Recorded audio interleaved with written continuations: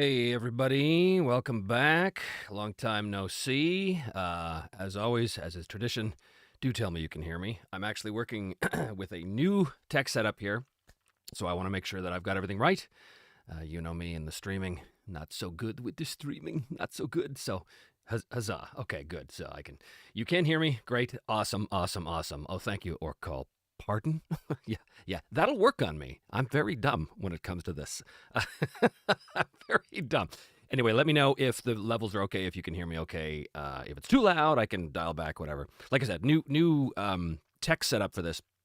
I'm I'm doing the classic podcaster mic. This is the SM7B, I think. This is what every podcaster in the world uses. I got one because I was like, oh well, I want to be like Joe Rogan. I want to have a Joe Rogan microphone. So I don't like it very much. You probably can't hear it, but it's very noisy. There's a lot of hiss on my end of this mic, and it drives me nuts. But it's what everybody uses, and I thought, okay, let's give it a shot and see. So let me know if it sounds okay. So far, everybody seems to be saying that it's good, so that is good. I'm also I have a new kind of monitor setup where I can see your chat right in front of me, so it's like I can look in the lens and yet be reading the chat. So that's kind of cool. Yeah, lots of good stuff to talk about. First of all, thanks for joining me here, everybody, today. I don't even know how many of you are here. Anyway, whatever. I do see the chat here, so I'm going to try and keep up with you as best I can. Oh, Great Grimdark channel member says no hiss on our end, so that's great. Good. Glad to hear it.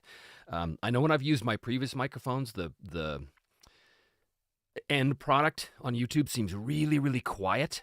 So I don't know. I don't know why that happens. So hopefully this, we'll see if this works a little better. Anyway, enough about that. A couple things before I get to, your questions and things like that. The pre-orders for the project, because the Kickstarter late pledge period is done now. That finished a little while ago. But we have a store, thebrokenempiresrpg.com, which I think you'll see scrolling along the screen here. That will be open on March 1st officially, where people can come and pre-order. So not everything is available there because, there's some advantages to being part of the Kickstarter, but all the main stuff is going to be available there. And as time goes on, more and more stuff will be available there too. But I do want to stress that this is a pre-order. This is exactly the same as a Kickstarter. You don't get it before the Kickstarter people or anything like that. You will get it at the same time as everybody else does, hopefully. So we are cutting off orders for the first wave of production. I think it's May 1st or May 31st. It's on the website. So if you get in before then, if you get in before that date, then you'll hopefully have your product at the same time as everybody else does. There's no reason why you wouldn't. So yeah, that's kind of exciting. We've got I think there's like almost 5,000 of you that have signed up to be part of this thing, which is pretty wild. It's pretty wild. So that's March 1st. So for those of you who have not yet signed up to get the book or missed the late pledge period, whatever. I know I've got a bunch of messages from people saying, oh, we missed the late pledge. So that's how you can do it. You can go to the website as of March 1st. So that's in a week or so. Yeah. And we did a little smoke test with some of our people on Discord just to make sure that everything was working, and everything seems hunky-dory. So that's pretty good. Lennon Conson tells me about a power preamp. I do have a power preamp. I have a Cloud, and I hate it because it actually makes it louder, if you can believe it. Drives me nuts. I've tried all kinds of things. Right now, I've got the SM7B going through a Cloud, and it goes into a secondary preamp box that I have. It's actually an M Audio. Normally, I'm an Apollo Twin guy, but for this, I've got the Apollo Twin here too. Now I'm talking audio tech now. But I decided to see if I could use the M Audio to make the SM7B sound better, because it really sounded terrible on the Apollo. For some reason, I couldn't get good quality out of it. It seems okay now through the M Audio, so maybe that will solve the problem. Anyway, I don't want to talk more about audio technical things. But the store will open on March 1st, so that is a thing. Oh, Dallas says, might there be some minor AV desync? Are you seeing that? Because I am seeing that on my end, but I wasn't sure whether that's an OBS thing or not. I was hoping that you wouldn't see it. Okay, it is a little out of sync. That's madness. That's crazy. That drives me crazy. I did try and fix that, and I was hoping it wouldn't be a problem on YouTube, but apparently it is. I'm gonna have to try and fix that for next time. So in the meantime, I'm going to be slightly I'm going to be like a bad dub of a foreign film. Yes, Duke Exemplo. It's not just you. You're not crazy. It is in fact slightly out of sync, and I apologize for that. Don't know how to fix that with the new setup. Anyway, okay. So where are we? First of all, some of you have said, "Wow, you haven't put up a video in months. Are you okay?" Yeah, I'm great. Just been really busy making the game. I've wanted to do all kinds of other videos about stuff, but honestly, the production of this game has taken up, believe me when I say, every waking moment. There is not a time that I am awake that I'm not thinking about the game. There's no room in this house that I'm in that I don't also have my laptop so I can go, oh, wait a minute, I need to do X or Z, right? So it is a gargantuan project. And that's the next thing I want to talk about is the size of the project. So when we started out, I think I originally had foolishly estimated that the book was going to be about 150 pages. Now I say this and I laugh because to get this game into 150 pages, well, that was just crazy talk. As it stands right now, the manuscript of the core book, and I mean just the text information, so there's no formatting, there's no art, even there's a lot of empty page space because tables and charts aren't properly set, stuff like that. But it is just the text. Just the text alone of the core book right now, and this will change, obviously. But I don't know whether it'll go up or down. That's the thing we're trying to figure out right now. Right now, as it stands today, the text, the manuscript of the core book is at 439 pages.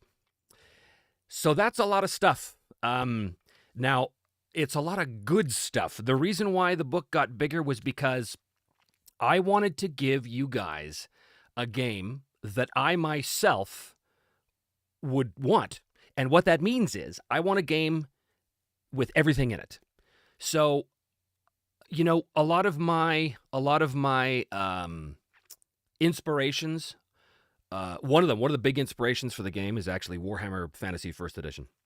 Warhammer Fantasy Roleplay First Edition, because I don't remember how many pages that book was, probably around 400, something like that. But what I loved about that game, and a lot of games like it back in the 80s, was that everything was in it. The core system, the character creation, the magic system, an adventure, setting, everything was in that book. So I'm trying to emulate that as closely as possible. But there's also even more, right? Because two of the big components of the game are social encounters and travel. So the travel system alone, because there's so many awesome random tables to create encounters on the road, that takes up a lot of space, but it's awesome stuff. We have been playtesting this stuff for months now. Jason Lutz was the guy who did sort of the principal work on the random tables of Jason Lutz of the Perilous Wilds, which is a great supplement that I've used on the show, Me, Myself, and Die, for many times. But he did fantastic work. I basically said, I need this and this and this, and he went off and did this stuff, and it's just tremendous. The other thing he did was provide name tables. Now, I said I want name tables for every region of the Broken Empires.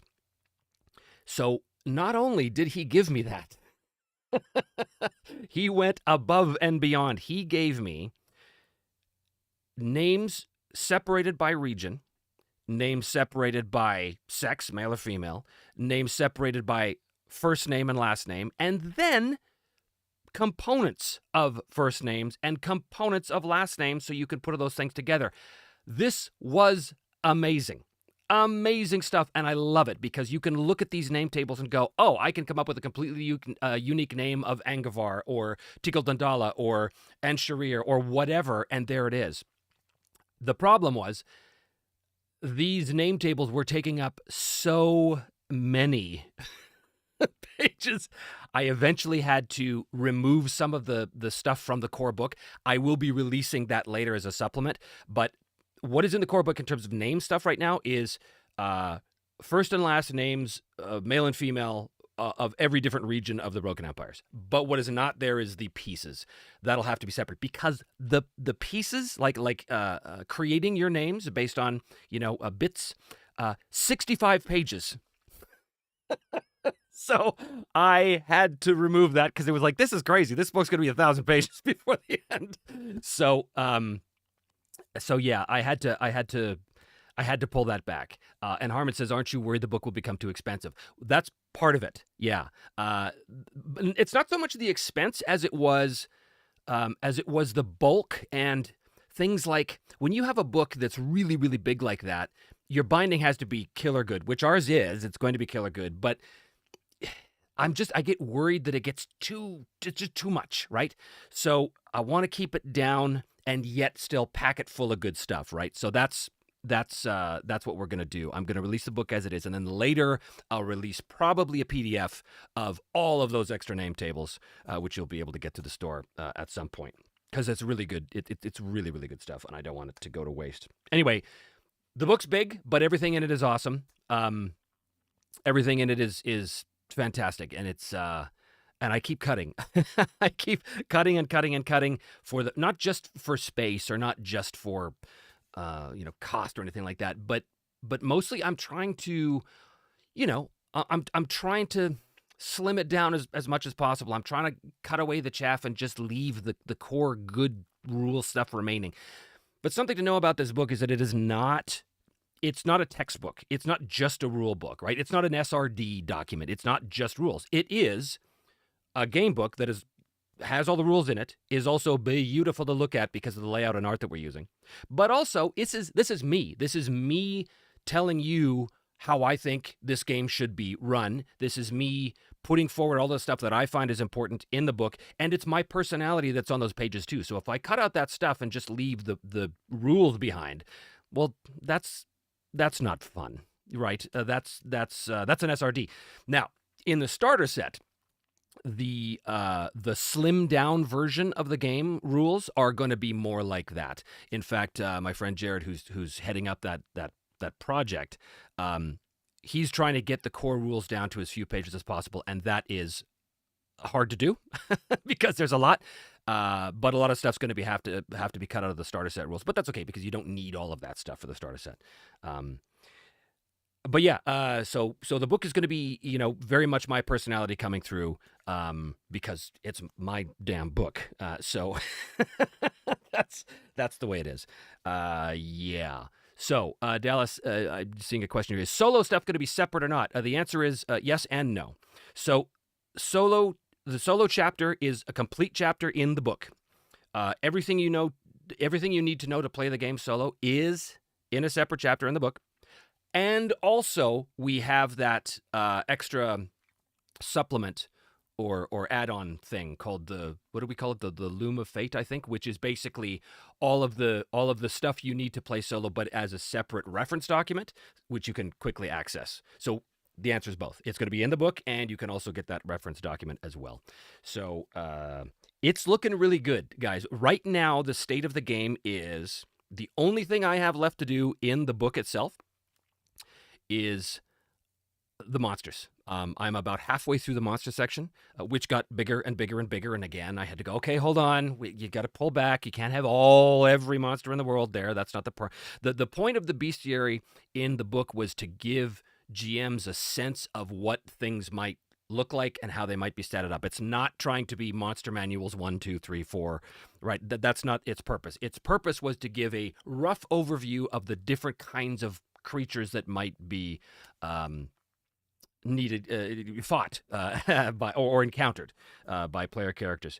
So as it turns out, that there's still a lot, right? There's tons. I think there's over 50 right now, different things there, which is a lot. Not all of them are going to have dedicated art, because you don't really need dedicated art for stuff. But like, for example, if there's examples of like town guards. Well, we all know what a town guard looks like. We don't really need a dedicated piece of art for town guard. But, if you're looking for the half giants or the Fomor as they call themselves, yeah, we want a picture of that, So that is cool.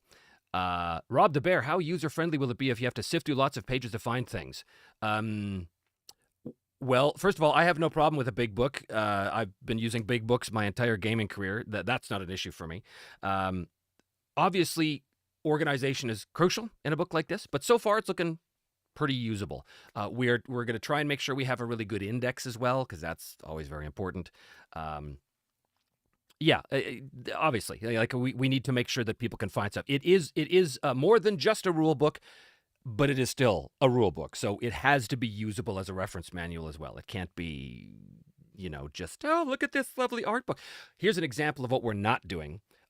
So I run a Vampire 5th edition game, and that book is a beautiful, like, coffee table book. It's gorgeous, but as a rules reference, it's terrible.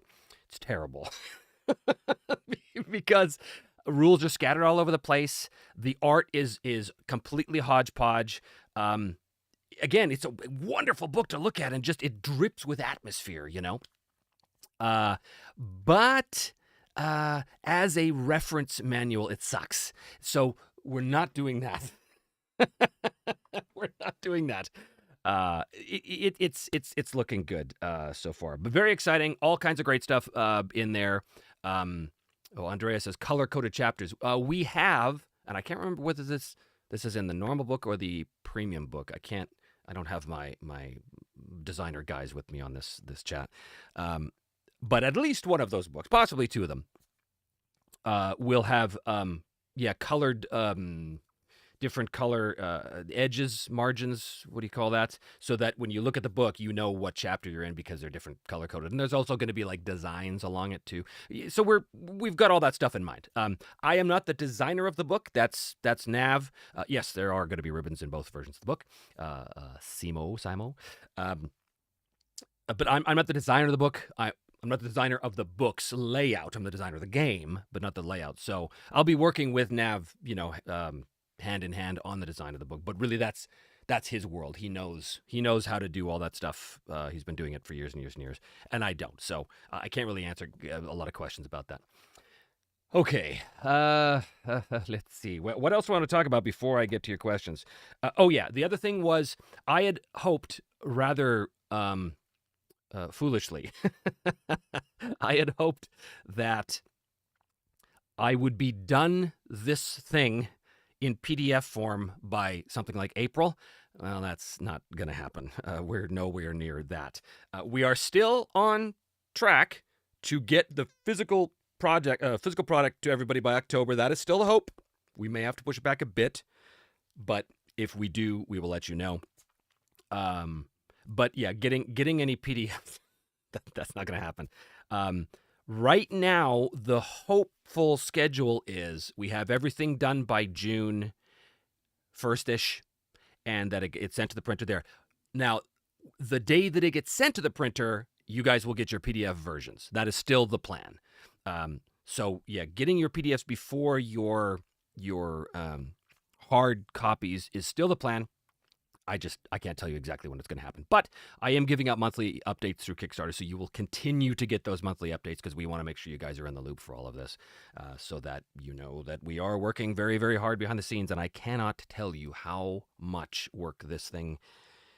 It's gargantuan, guys. It's massive. I had no idea what I was in for when I started this. I thought, oh, well, just put a little game together and just have some. You make a character and you roll your dice, and look at that, you've got some. Yeah, no, it's pretty huge, but huge good.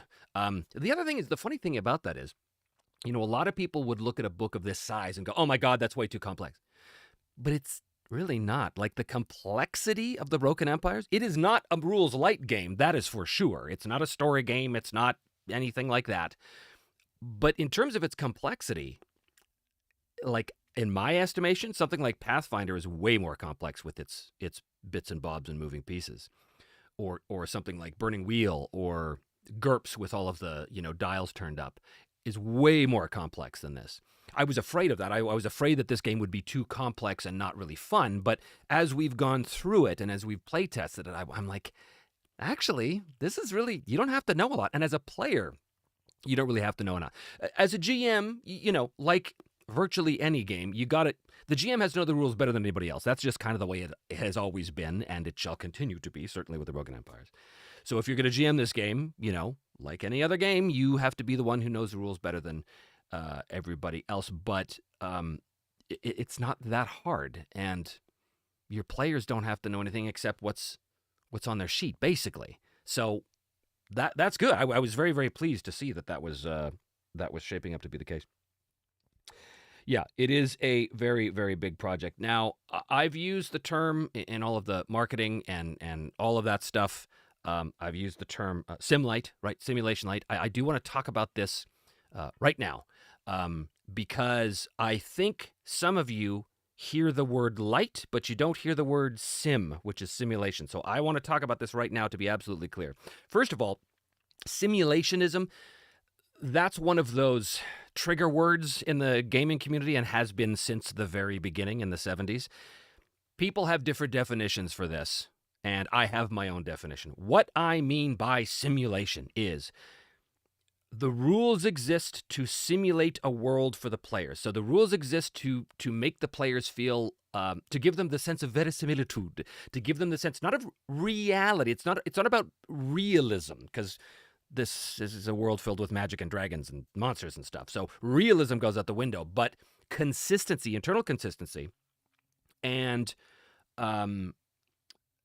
just a sense that the world could be real, so that things make sense, right? So, gravity works the same way in the Broken Empires as it does in our world. There's a frame of reference. It's a very strong frame of reference to make people feel grounded in this world. But the simulationism means that you are playing essentially real people. Now, they're very skilled at what they do, but they are real people. These are not superheroes. These are not people with all kinds of crazy powers. I mean, if you're a wizard, you're going to have all kinds of crazy powers, but even that is quite limiting based on the rules of the game. So the idea is that you've got boots on the ground in the Broken Empires when you play this game. That's what I mean by simulation. So, being stabbed by a 6-inch shank of steel, that's going to hurt, and that may put you down, and that wound may become infected, which could become septic and could kill you. That is not the D&D model, right? The D&D model is, we are incredible, at least the D&D 5e model is, we are incredible, wonderful superheroes, look at us with all of our special powers, and look, I'm a half dragon, half fairy, half whatever, and I have all these hit points, and I can be hit 1,500 times, and nothing's really going to happen. None of that is the case in this game, because it is a simulationist game. It simulates, a believable world and believable outcomes for things like that.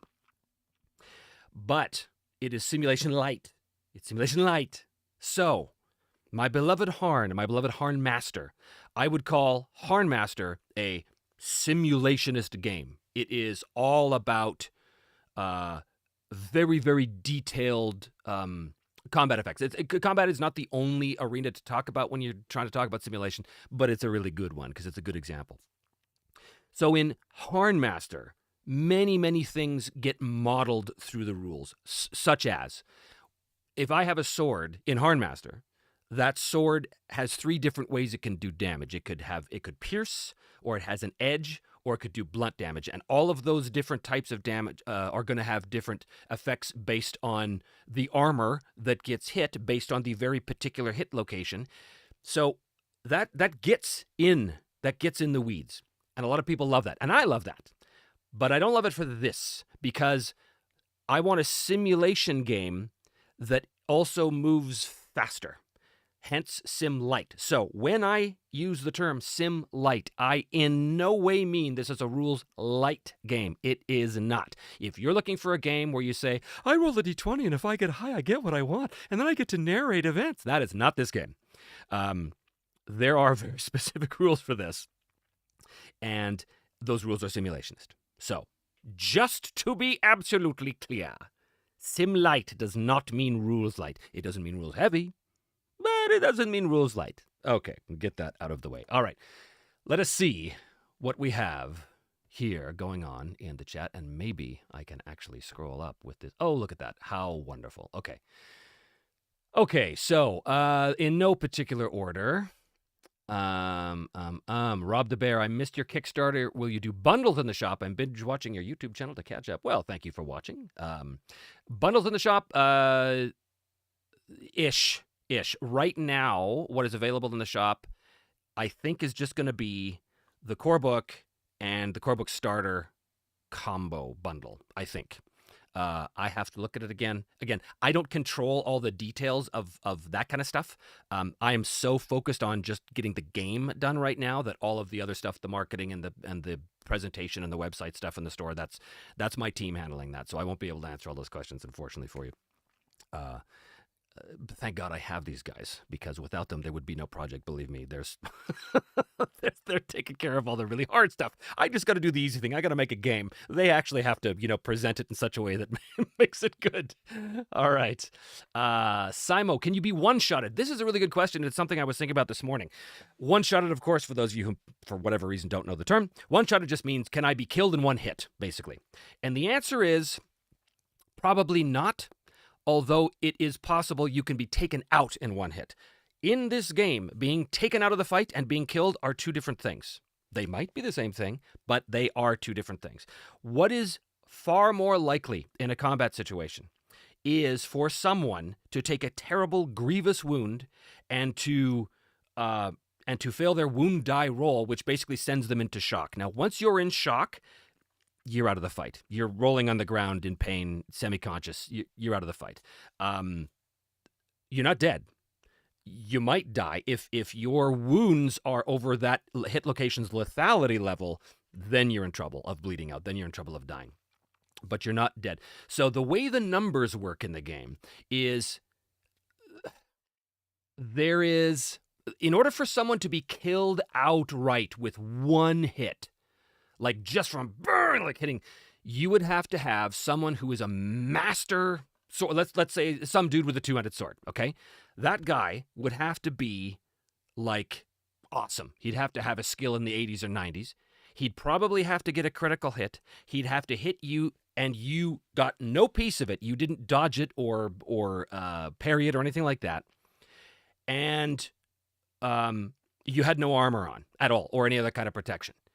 In that case, yes, it's possible. Oh, and if you don't also have sort of other toughness, or you haven't tailored your character to have a little bit higher, what we call death threshold, stuff like that, then yes, it is possible. So a character out of the gate with no tailoring whatsoever, it is possible that they could be killed in one hit, but it's probably not likely. And what is crucial here is that player characters have resolve, and some very important NPCs have resolve too, but typically it's a player character resource. Resolve is their internal sort of strength of will and things like this.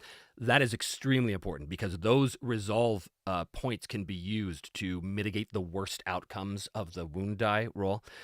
So it's always important to keep a little resolve behind you, because resolve can also help you like put your will into a roll to get a bonus and stuff like that. But so the answer is yes, you can be one-shotted, but it's pretty rare. It's you gotta have like the worst luck in the world, and then there's typically ways to get around that. And the reason why that is because from a player perspective, it's just, again, I'm designing the game based on the stuff I like. Okay, and I like a game where combat is dangerous, even if I'm Mr. Awesome, right? I'm Mr. Awesome skill, and I've got great armor and stuff. There's still got to be a risk, otherwise it's boring. Now that risk, though, I don't want the risk to be a lethal risk every time somebody hits me with a dagger, because that's not fun to be killed immediately by some random thing. However, without the possibility of that being in the realm of possibility, for me, I'm bored. So, the game is dangerous. Combat is dangerous. And the way skills work, too, a lot of people think, oh, well, if I've got a skill of 90, I'm awesome. Well, you certainly have the potential to be awesome. But a skill of 90 alone does not guarantee that you're going to get a great hit in. 90 just means there's a 90% chance you hit with some level of success, because your success level is based on the tens die of that roll. So if you rolled a 12, yes, you succeeded with one success level. Not a very good hit. But you could also roll an 83 and get 8 success levels, which is an amazing hit, right? So there is a big range in there. Now, there's something in the game called expertise you can buy. And expertise basically ensures a minimum number of success levels, right? So if you had an expertise 3, that would mean that when you roll and succeed, you're going to get at least 3 success levels. So if you rolled a 23, for example, or 24, let's say, you'd still get 3 SL because you're very, very good. So the true Master Swordsman isn't the guy with the 90 skill. The true Master Swordsman is the guy with the 80 skill, but expertise 4, let's say, which is the maximum. You can't have more than 4. So I don't know how I got into that, but all right, let's see where we're at here. Where we at? All right. Oh, there were some questions about astronomy, right? Because we released, on the update, we released Ross's night sky chart, which he had done. Ross is my cartographer and my co-setting designer, basically. He's doing fantastic work. This is from Jan Mjolan. Yeah, I always get your name wrong, Jan, sorry. What is the intended use for astronomy? So what we released in the update was the night sky, the constellations, the planets, or the wanderers as we call them, the sun, the moon. Why did we do this? Because A, it's super cool. It's a little bit of world building, so you can reference the constellations, you can reference the stars, and you can make those whatever you want. If you want those constellations to be keyed to a certain aspect of magic, you can do that. Now, I don't do that.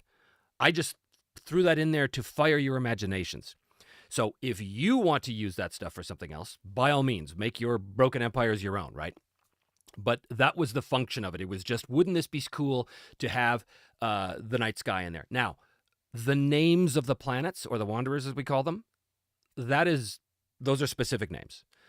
Those are specific names, and they do have a very, very important tie-in to the history of the world, but it's not something that everybody would know. So that's why I'm not talking about it here. I'm going to save that for the GMs to read in the settings section. Now, the other question was, what does X2 and AP mean? So AP is armor points. This is a game, again, unlike D&D, this isn't about rolling against an armor class.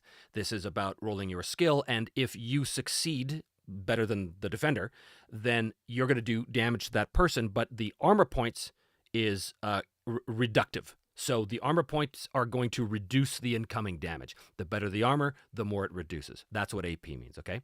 X2 is expertise, which I just talked about a little while ago.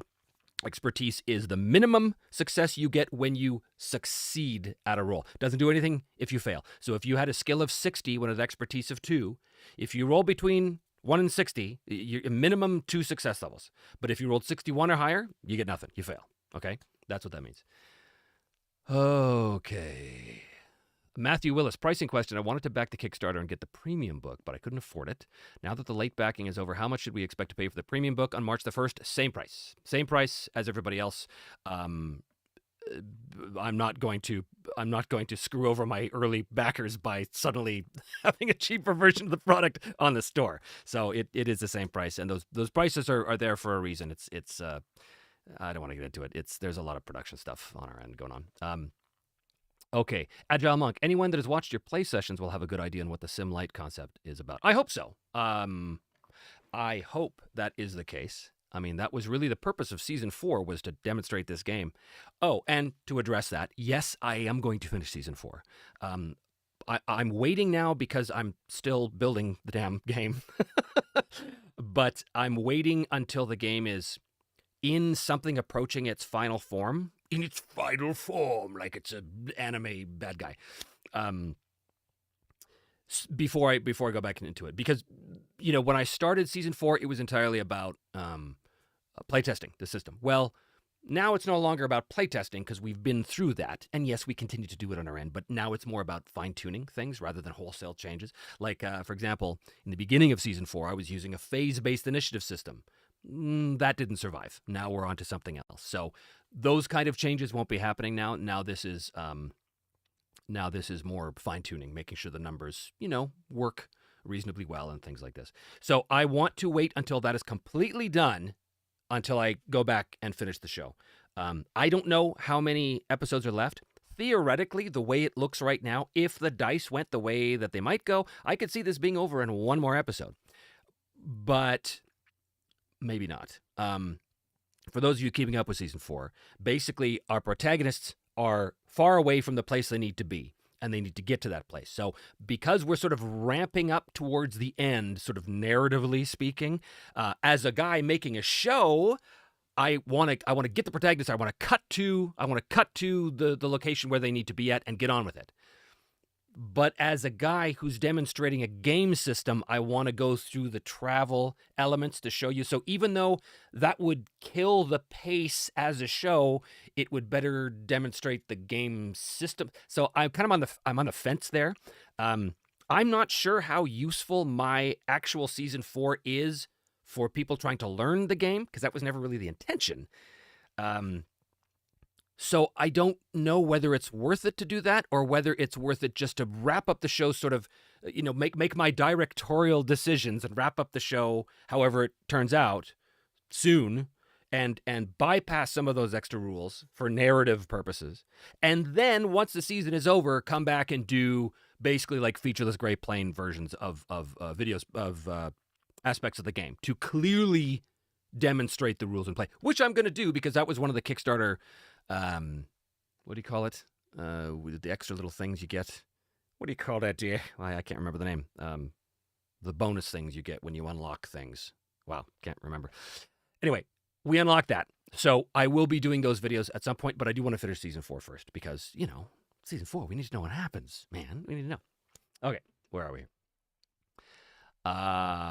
MCon, as far as character creation, any estimates on time to build for a new player?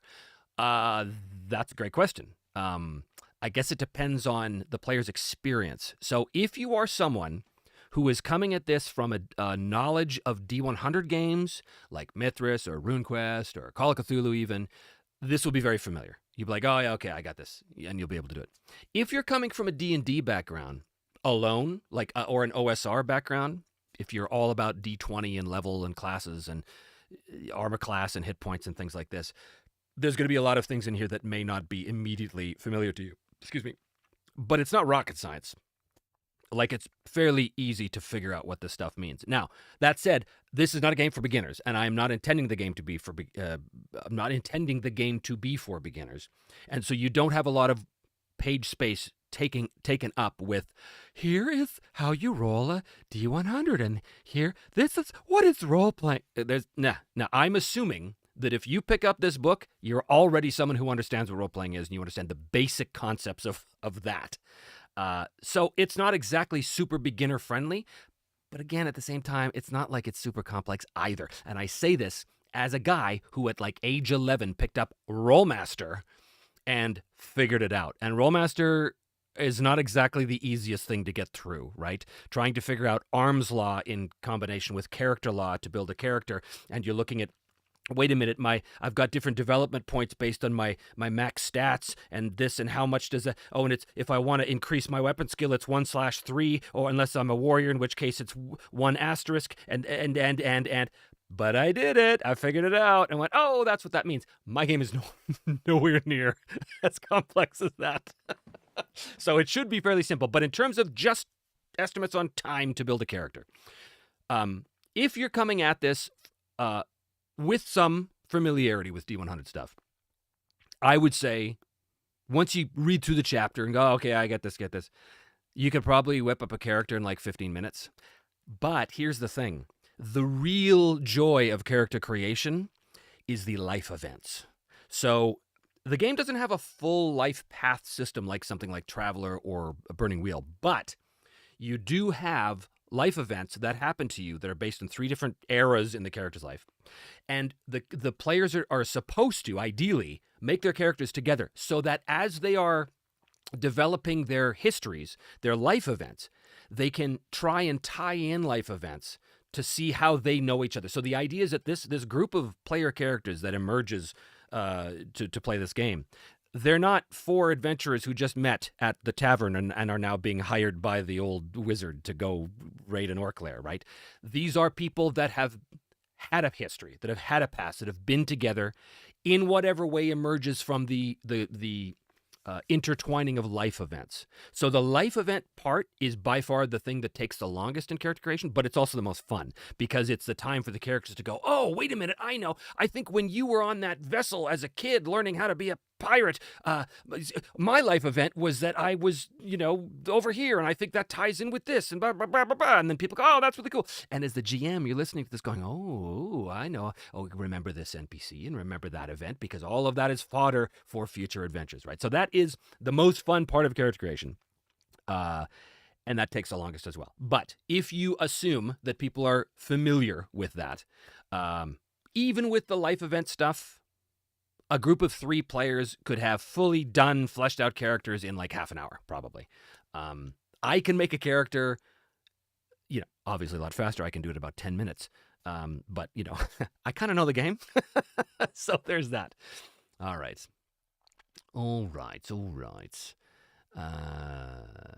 Agile Monk. Oh, I think you're referring to, there's a lot of people talking about Harmaster and Warhammer and stuff. Jonas, I love Harmaster, Wifrup 1 and 4, and BRP. So will this be more rules light than those?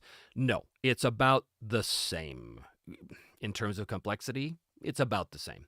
Because BRP is fun too, because BRP, especially if you look at the old Gold book, which I guess they just re-released recently, that is essentially a toolkit, right? Like you can build any game you want out of BRP.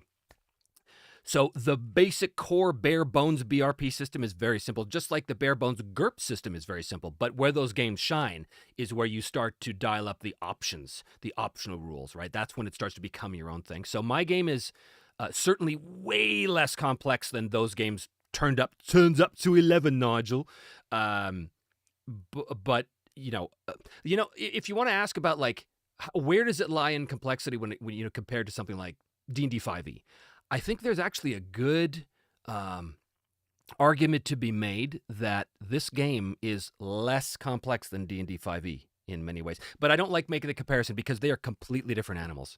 As you will see, they're completely, wildly different experiences, play experiences. And that is on purpose, right? I'm not trying to emulate a D&D experience here.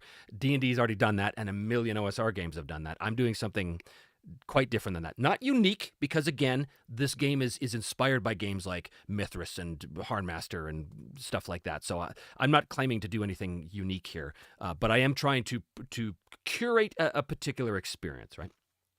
Okay. All right. Red Fox Lady says, I'm really excited for the magic system. Yeah, the magic system is something. So far, the players that have tested this game have universally loved the magic system. For me, it's a bit of a nightmare, but that is because I'm trying to imagine all of the things that magic could do by any number of wizard-type characters and trying to find a way to harness all of that into a rule set. The average player of a spellweaver, which is what they called, they're not going to have to worry about that because the average spellweaver is really good at a couple of things, a couple of combinations, right? Like I'm really good at create and fire or destroy spirit or whatever, right?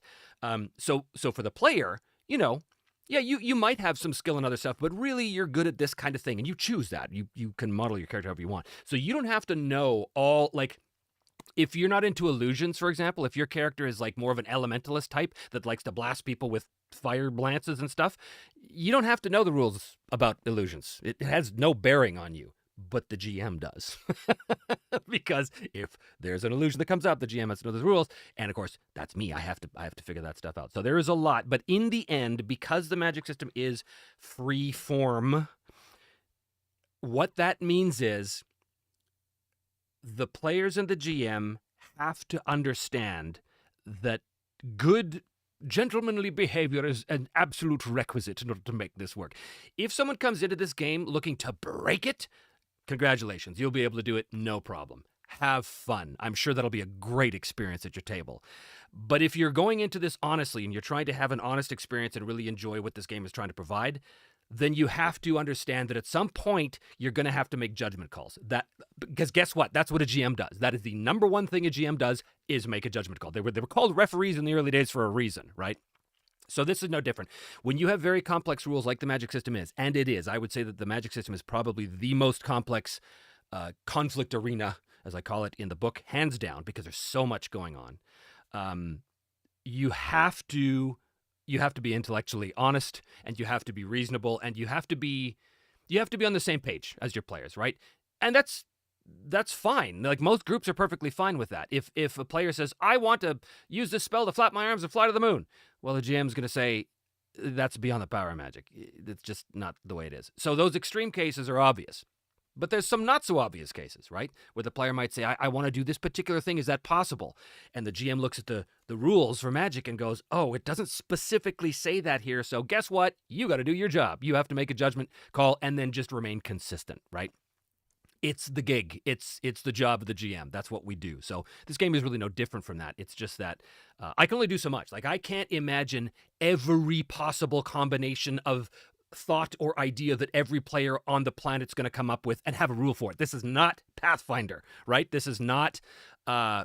Pathfinder has rules on how to walk and chew gum in the same round, right? This is this is not that, but there's aspects of that, right? Because it's not hand wavy either. It's not, I don't know, just I want to use my magic to turn into a unicorn. Okay, roll high on a d20 and you get what you want. It's not that either. So it's a fine line. It's a fine line. I'm walking with this thing. Fine line. All right, where are we here? Okay. Old Uncle Mojo says, if you get hit by a catapult boulder, you're most likely one-shotted. I think that's safe to assume. You would be dead. Dead, I tell you. Agile Monk, gifted 5 memberships to the channel, people. Look at you. Thank you. Thank you for doing that. Very cool. All right, I'm scrolling up here to see what I missed. You guys are real chatty types. Real chatty types. Okay. All right. Shachar, Ashkenazi, what are the most impactful changes that were made recently? Oh, man. I could show you my change log, but I won't. The most impactful changes. There's a lot of nomenclature changes. I made one this morning, as a matter of fact, that seem minor, but are actually really important for comprehension purposes. So there's that. There was... What's the most impactful change recently? Boy. I know. I realized that this may not mean anything to you, but I realized just a couple days ago that I don't need lethality levels for monsters, because lethality level is a thing that really only affects player characters, because what lethality level means is if you take... So you've got hit locations, right? You've got 6 hit locations. You've got the body, head, 2 arms, 2 legs. Each of them is protected by armor, hopefully. And each of them has a lethality level, which is the number of wound points you can take before you're in danger of dying from basically bleed out. But the only time that matters is if you are reduced to shock. Okay, so let's say that the head is a lethality level of 5, which it is. It's pretty it's pretty fragile, the head. So what that means is if I take a 3-point wound to the head and I drop in shock from that wound, which is possible, I'm not dying from that. But if I take a 6-point wound, or if the combination of wounds in my head is 6 points and I drop in shock, now I'm in trouble. Now I'm in trouble of dying from that. But that's going to be every round I have to make a wound die plus toughness roll against the number of rounds elapsed. So basically it gives players a chance to have their comrades come and try and patch them up and save their life before they expire. But I realize I don't need that for monsters, because let's face it, you're fighting a bunch of goblins in a mine and you put one down, no one gives a damn if that guy is, oh no, he's in danger of bleeding out. Now, sometimes that is important, because sometimes, like the object of every fight is not necessarily to kill. There are many, many times when the object of a fight is to capture, for example. So in that case, you don't want to kill. Or if you're trying to put somebody down, but then interrogate them, which happened with Vale many times in Season 4, then it becomes important. But there is an easy way to do that without the GM having to track each lethality level for each monster's hit location. So that was a big moment where I went, oh, I don't need that at all. I can get rid of that and just insert this universal rule for the GM, which is very simple. I'm not going to get into it here, but it's a very simple check that if for whatever reason the players want to make sure that the fallen enemy is still alive, they can go up to them. The GM makes a roll based on stuff, and that'll determine right away whether they're still alive or dead, because that's ultimately what the players want to know. Is this person alive? Can we save them? Can we talk to them, or whatever the case is? So that was the thing.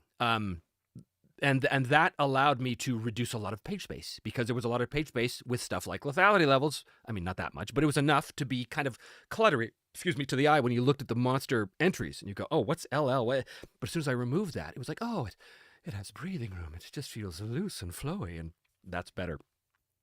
Okay. Alistair Smith. Oh, hold on up. I've got some channel members talking. Grimdark, I've had to explain D100 simulation play to my players who all come from D&D. It's basically zooming into the play-by-play of action that D&D abstracts. That is a really good way of putting it, because that's exactly what it does. There is a real joy in abstract play, like D&D. Like, there's a real joy in just rolling to hit, and if you get over the armor class, you do damage, it comes off the hit points, that's it, move on. But to me, it's unsatisfying because I want to see the play-by-play, as you point out, Grit. I want to see the moment-to-moment effects of a wound, and that's what this combat system does. Now, you can't have that over the course of a 10-round combat because it becomes too much, which is the reason why combats are dangerous, and they're over fairly quickly. I don't think we've had a fight in this game with the current iteration of the rules that has lasted more than 3 rounds. And again, that's not because one side is dead, but it's because one side is either dropped in shock, surrendered, dead, or have fled, because that's another thing. There's a feature in the monster in the bestiary called ferocity, and every creature has a ferocity value. Now, the ferocity value can change based on circumstances, but they have an average ferocity. What that ferocity means, it's basically its morale, and there's a corresponding set of behaviors with each ferocity. So ferocity 1, for example, which is the lowest, basically as soon as you threaten this person, they'll run. Whereas ferocity 5 is like an undead. It doesn't matter what you do to them, they're not stopping. They're going to fight to the death. So ferocity is in between those. So if you are up against bandits and they have no particular interest in, dying for the handful of silver in your pocket, and the battle goes against them, there's a very, very strong chance of them just saying goodbye and getting the hell out of there. So that's not something you see a lot in classic D&D. The classic D&D model is we fight to the death every single time. That is not the case here. And if it is, your players are going to be dead almost as much as the enemy is. Such as the dangers of combat. They will quickly learn that there are many, many ways to deal with a conflict that that don't require pulling blades out, right? And they'll learn that it could be a good thing and a fun thing. That's the reason why we have these interesting social mechanics and stuff too as well. Okay, could you do a really quick overview of changes to combat in terms of multiple defenses and multiple attacks work? Okay, yeah, there's been a lot, and forgive me because this has changed like 50 times.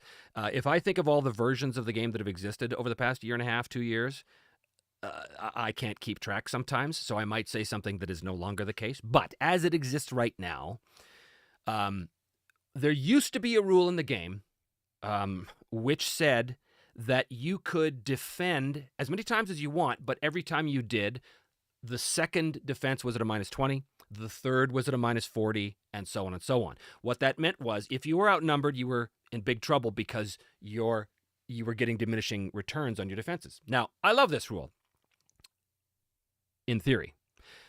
I don't love this rule at the table, and I'll tell you why. Because as the GM, I want as few things to have to track as possible, and tracking each enemy to see if they have multiple defenses going or not, when you're also dealing with hit locations and different wound points and different hit locations and wound dice, all of that stuff, it for me, it was too much. It was like, it's too much. So there's a much, much, much simpler way of doing it now. Not as simulationist, but it's sim light. So now, if you are outnumbered, you can defend as many times as you want in a melee. Okay, we're talking just for melee.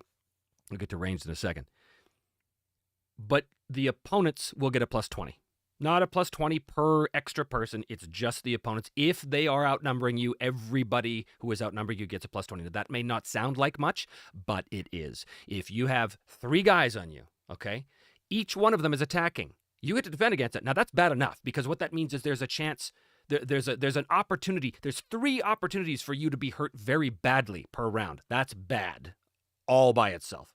Now you add in the fact that each of these guys has a +20. Now, that's an easy thing to track because that's circumstantial. You can look at the state of the battle board and go, yep, 3 guys around him, they're outnumbering him, each of them gets +20. That, I like those types of rules because you look at the situation, you know exactly how to implement, you don't have to track anything. It's just a visual cue, right? So now you can still defend against all of those, but those guys are all attacking you with +20, which is a big deal. In addition to the fact you've got to do it 3 times now. So we've found that the declining defense penalties, or rather the increasing defense penalties as you go, was too punishing. It was just like, basically, you want to win a fight, outnumber the guy, it's over. And that, again, yeah, it's more realistic, but we're not going for realism here. We're going for a simulation light. Simulation light. So we still want it to be fun. We still want it to be interesting. And we still want sort of crazy chaos to take over. That is the reason why the dice mechanics work the way they do, by the way. In a lot of D100 games, it is just binary. It is just what we call in this game a standard roll, which is if I have a skill of 70, if I roll 70 or less, I succeed, move on. This game doesn't quite work that way. We do have standard rolls where that is the case, right? So if you know how you have a skill of 70, you roll 70 or less, it doesn't matter what your success levels are, you get it, you're great. So you can look at that and say, yep, no problem. That typically is stuff that happens in non-stressful situations or non-life-threatening situations. But then you have opposed rolls, and those are all combat rolls. And opposed rolls are all about your success levels. So if I'm the guy with 70, I could roll 6 SLs or I could roll 1 SL. So that level of chaos inherent in the dice system represents the chaos of combat. It represents all of the little things that I can't track and don't want to track. Instead, we let the dice do it. So that's why that is the way it is. All right, where are we here? Okay. Alistair Smith talking about changes to magic. Yeah, there's been a lot of changes since the videos I released. Probably the biggest one, and again, I don't want to get too much in the weeds here, but magic was its own subsystem, pretty much completely independent of everything else. And that was fine, but I wanted magic to play better with the core mechanic a little better. So what that translated to was I wanted when you cast a spell, you conceive of the spell, and you decide with the GM how that spell is going to be made with a bind and a strand. We're talking about Spellweaver magic. We're not talking about divine magic. That's a different animal. But if you're Spellweaver, you have a bind and a strand. That is the verb and the noun, okay? I control body. I change beast. I destroy fire, whatever. So once you have that, the skill you're rolling on to succeed is your bind skill. What the strand value does is the strand value kind of acts like expertise. It increases the success levels you get because magic is a little different. You're building the spell first and then just trying to succeed, but your success levels, it's not an opposed roll against somebody else. They do get to defend against it. They make a quote-unquote saving throw against it, but it's not an opposed roll. It's just they have to... Actually, no, I lie. It is an opposed roll. It's an opposed roll to your skill roll. But your goal as a... See, that's a case where one of the many other versions, earlier versions, were popping into my head, confusing me. It is an opposed roll. But what the strand value does, the strand value sets a certain baseline. So if you're using strand to like do damage to somebody, then that strand value is the base damage you do, right? So if you're casting a fireball at someone and it's create fire, right? Or conjure fire, your fire strand is going to be the base damage. So if it's 5, the base damage is 5. You can increase that, but that costs you. So you're tailoring each spell. And the more oomph you put into a spell, the more success levels you need in order to control it. There's 2 concepts in magic which are very important. Casting the spell is based on your skill. Did you roll under your skill? Great. Then you cast it successfully. But did you control it? What that means is your success level. So your strand acts as success levels in conjunction with the success levels from your skill roll. And also there's other ways to get success levels as well, using magical threads, which are magic items that do help you control things, as well as the use of resolve. Your resolve is not used to ensure the casting of the spell, although it could, because you could add up to plus 30 before the roll if you wanted, like you can do with any roll. But more so for a Spellweaver, it's about adding success levels afterwards to close the distance between the cost and what you actually rolled.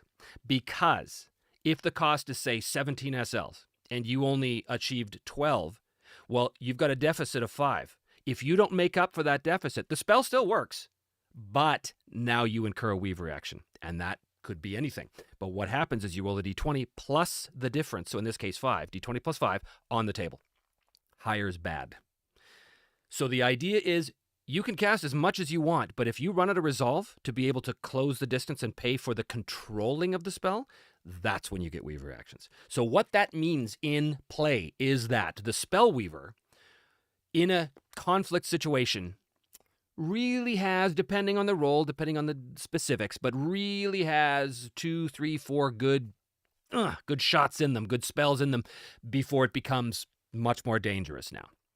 So it's not like D&D, and I shouldn't even say that. It's not like D&D, making me superior to D&D. This isn't some D&D heartbreaker, but it's not the old Vancian system where I have pre-prepared these spells, and once I cast them, I forget them, and then I'm useless, and I guess I'm coming at you with my my dagger, my sling, right?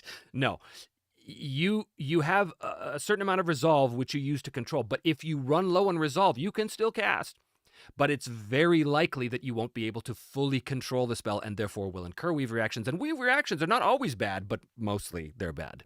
And they range. They run the gamut. There's many, many different types of things. So that was a big change in Magic. Now, interestingly enough, as far as the player is concerned, nothing changed. All that changed from the player's perspective was how the numbers calculated. But the final effect was exactly the same. So a lot of this is just on the GM side of things, but yeah. Okay, Michael Lewis, I love simulation-type games, but they can be so difficult for the GM to keep track of multiple opponents. How does your game deal with this issue? Yeah, when you have hit locations and you have different opponents with different skills and stuff, yeah, it can be a lot. How I deal with this issue is basically just showing you what I do in the game. What I do is I use a template that it's all about organization. It's all about keeping yourself organized.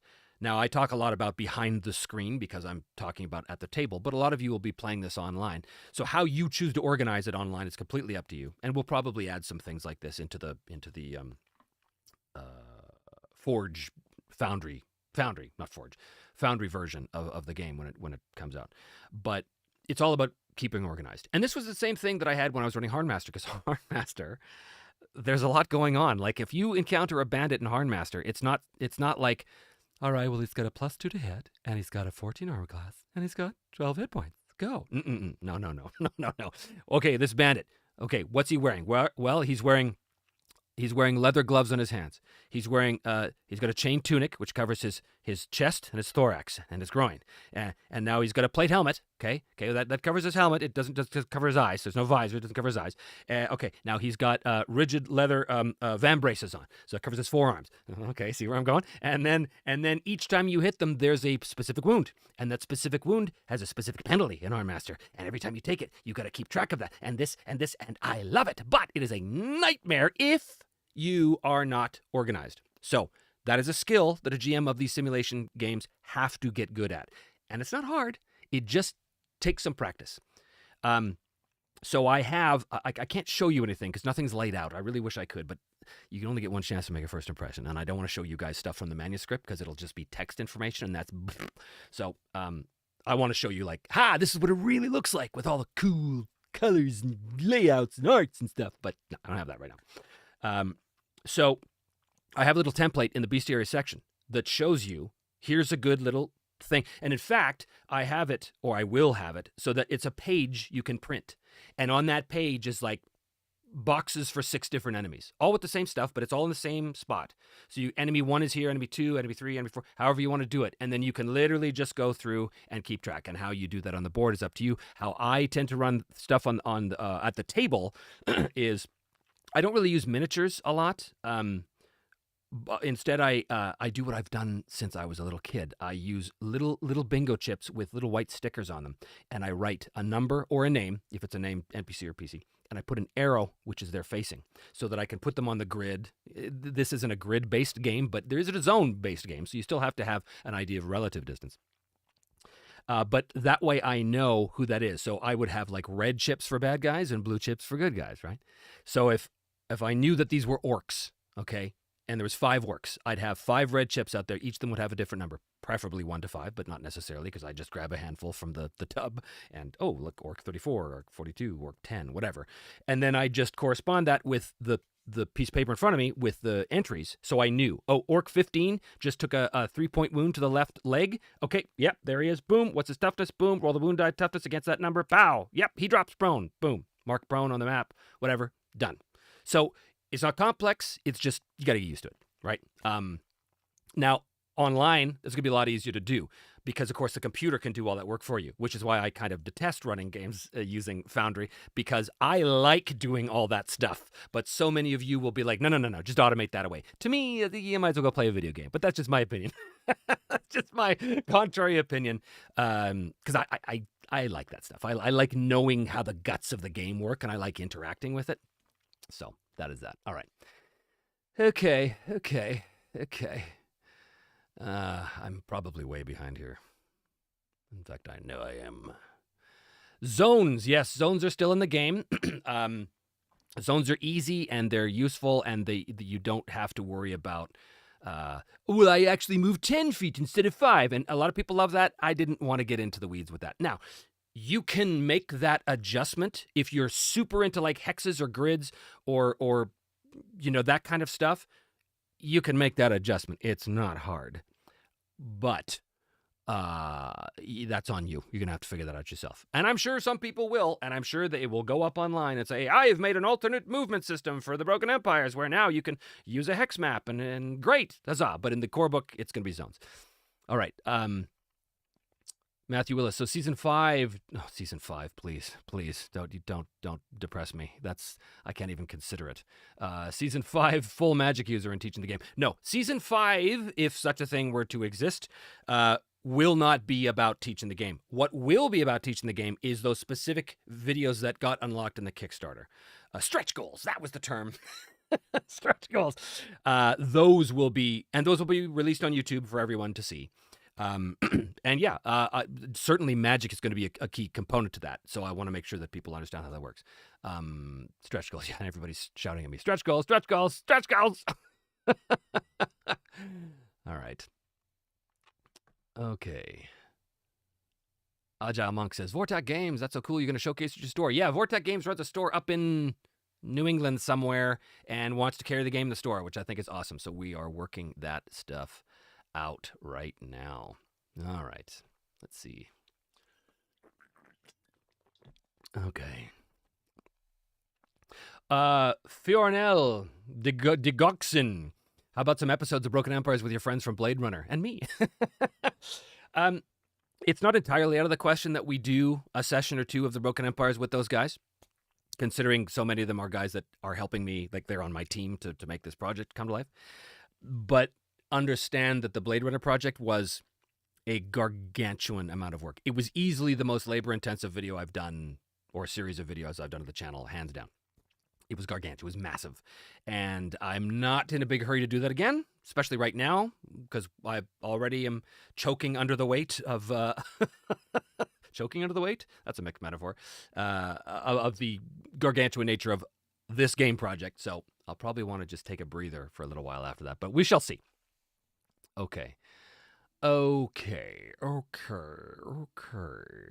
Frederick Jacquet says, people, don't forget to press like. Only 20 at the moment. Thank you. Thank you, Frederick. Yes, we need the likes. We need all that stuff. That's important. Okay. Every time I scroll down, I lose my place.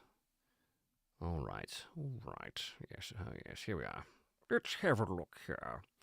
CJ Frank, can you have magic companions like a druid or a necromancer? You can have any companion you want. I presume you're talking solo. The answer is yes, you can. In fact, it is heartily recommended that you have companions, much as Simon did in season 1 of the show. Simon was alone for a while, but he eventually knew he needed allies, and so he hired a fighter to help him, a fighter by the name of Edbert. And then an old nemesis of his by the name of Arnold became someone who was part of his party. And those two characters went on to have their own seasons of the show because they became fully fleshed out player characters. So yes, yes, you absolutely can. Solo rules have the solo rules in the game have all kinds of ways to handle magic and NPCs in a way that is more solo friendly. It really leans into the interpret the words, interpret the results of the table thing, because that's what I do. That's what I love. And so much of that is about that. So it's really about interpreting results on tables that make sense, right? But yes, you can certainly do that. Does the life event system have the same application as the one in Rain RPG? Oh, go Rain. I haven't talked about Rain in a long time. Meaning you gain some benefits, a bonus, and such based on the event, or is it more of a role-playing flavor thing? A good question. The answer is both. You do get a skill. You get a choice of a bonus and a skill between two different skills that are based on the event. So that's the first thing. So it's mostly role-playing flavor thing to help create goals for you, because goals are key to your advancement. But yes, there is a mechanical bonus as well in life events. Now, interestingly, there is also a way, which is inspired by Traveler, Mongoose Traveler. When you tie your life events together, if it makes sense, both characters can get another bonus and a different skill based on what they used in that moment to tie those life events, like the shared experience. So there's many ways to do that. But yes, the answer is yes. It is both a mechanical bonus and a sort of role-playing thing. Okay. Vortak. I've played for over 45 years, and the magic system is amazing. I used to play a lot of Mage, where you had to be creative to a point inside parameters and avoid paradox like your Weaver actions. Yeah, Mage was a big... I'm not familiar with Mage the Ascension. I'm more familiar with Mage the Awakening, but it's the same basic idea. So Mage the Awakening... Ars Magica. These are two of the big influences on the Magic system. Those are great games. Agrade question. Trevor, any cons this year? Yes, I'll be going back to Gen Con in 2025. I will be hanging with the Columbia Games guys again. I'm not sure what events I'll be doing. I mean, I'm going to try and get a panel going at least to talk to people about the game, obviously. I won't be able to run the game because I won't have anything physical with me because it'll still be in production at that time. There will be PDFs, presumably, by that time, so there's that. So we'll see. We'll see what happens. We'll see about running games there. Other cons, there's some talk. The Black Lodge guys games were talking to me about one here in Texas, up in Dallas, I think, coming up soon. We'll see. I'm also really busy with my voiceover career as well as doing animation conventions. I'm doing more of those this year, so I have to be careful about not burning myself out too much. I don't want to be on the road every single weekend, right? But I do know that they're super important. Like, the cons are great, especially in this world, the gaming world, because this is a time when you get to press the flesh and meet the people that have come out to be fans of the show or customers of the game or whatever. But it's also just great because the thing I liked most about Gen Con when I met you guys was that we really are so similar. Like, so much of our outlook on what makes a good game is so similar. And where it's not, it's always interesting to me. It's always like, oh, you play that way. That's wild. I never thought of that. It's cool. It's cool stuff. So yeah, I really enjoy the cons for that. Soren Bjerg, will you consider making a supplement of predetermined spells? Interesting you say that. I have a player that completely freezes when he encounters magic systems like yours. Yeah, there are people that are going to freeze at this, and they probably shouldn't play wizards. So there are a list of predetermined spells in the core book already. Not a ton. Well, I shouldn't say. There's something like 50 right now. My guys are telling you, you got to pare it back. But we'll see. That may be pared back. If I don't pare it back, then it will be in the book. If I do pare it back, it will be released as a supplement on the store. And I do have plans for the future, if there's interest, of doing like Trevor's special predetermined spell lists, right? For players like that, for sure. But again, the idea is that these people will look at these examples of spells, get comfortable with it to get a sense of what they're supposed to do, like get a sense of the range and parameters of what the spell can do, and then slowly get used to tweaking them, right? Like, so if you had a spell that, I don't know, turns an enemy into a frog, let's say, how you do that is going to be in that example. So then you look at it, you say, okay, well, what if I wanted to turn it into a bear? Or what if I wanted the effect to last longer than an hour or whatever? You can do that. You can change each of those because the rules are very clear on how to do that. So hopefully that'll sort of slowly ease in those players into getting more comfortable with using systems like that. That's the hope anyway. So we'll see. But yeah, there's a lot of people. I have a playtester right now who was like that. He saw the magic system and he went, I'm not creative. And I was like, well, no, give yourself some credit, dude. And sure enough, as soon as he realized, oh, this isn't rocket science, this is pretty simple, within like 2 rounds, within 2 spells, he got it. He was like, yeah, I'm going to do this. So it's all cool. All right. Yeah, I haven't done a live stream in a long time. Agile Monk says, we've needed this live stream. It's been lonely over here. I haven't done anything in a long time because I've been so busy with the game, but I knew I needed to show my face, tell you that I'm still alive, and that the game is actually going forward in a very, very exciting way. Guybrush Folks, you mentioned the phase system going away a long time ago. Care to elaborate on the current version of initiative? Yeah, it is probably most inspired by Mithras. So, well, Mithras and in some other games too, of course. Everybody has a basic initiative modifier. It starts at +10, okay? You can improve that in character creation. You could also improve that with talents. But that modifier is also reduced by armor. Anytime you wear any amount of armor, it's going to reduce your initiative. So, you roll a d10 at the beginning of every round, and you add your initiative modifier. That's going to be your basic modifier, and penalized by your currently worn armor. And where you go in that round is where you go. Now, enemies have static initiative most of the time. The gym has an option to roll, but by default, enemies have static initiative. So your bog standard enemy, I think the standard initiative is 10, right? I think. So what that means is if the players go before 10, then they can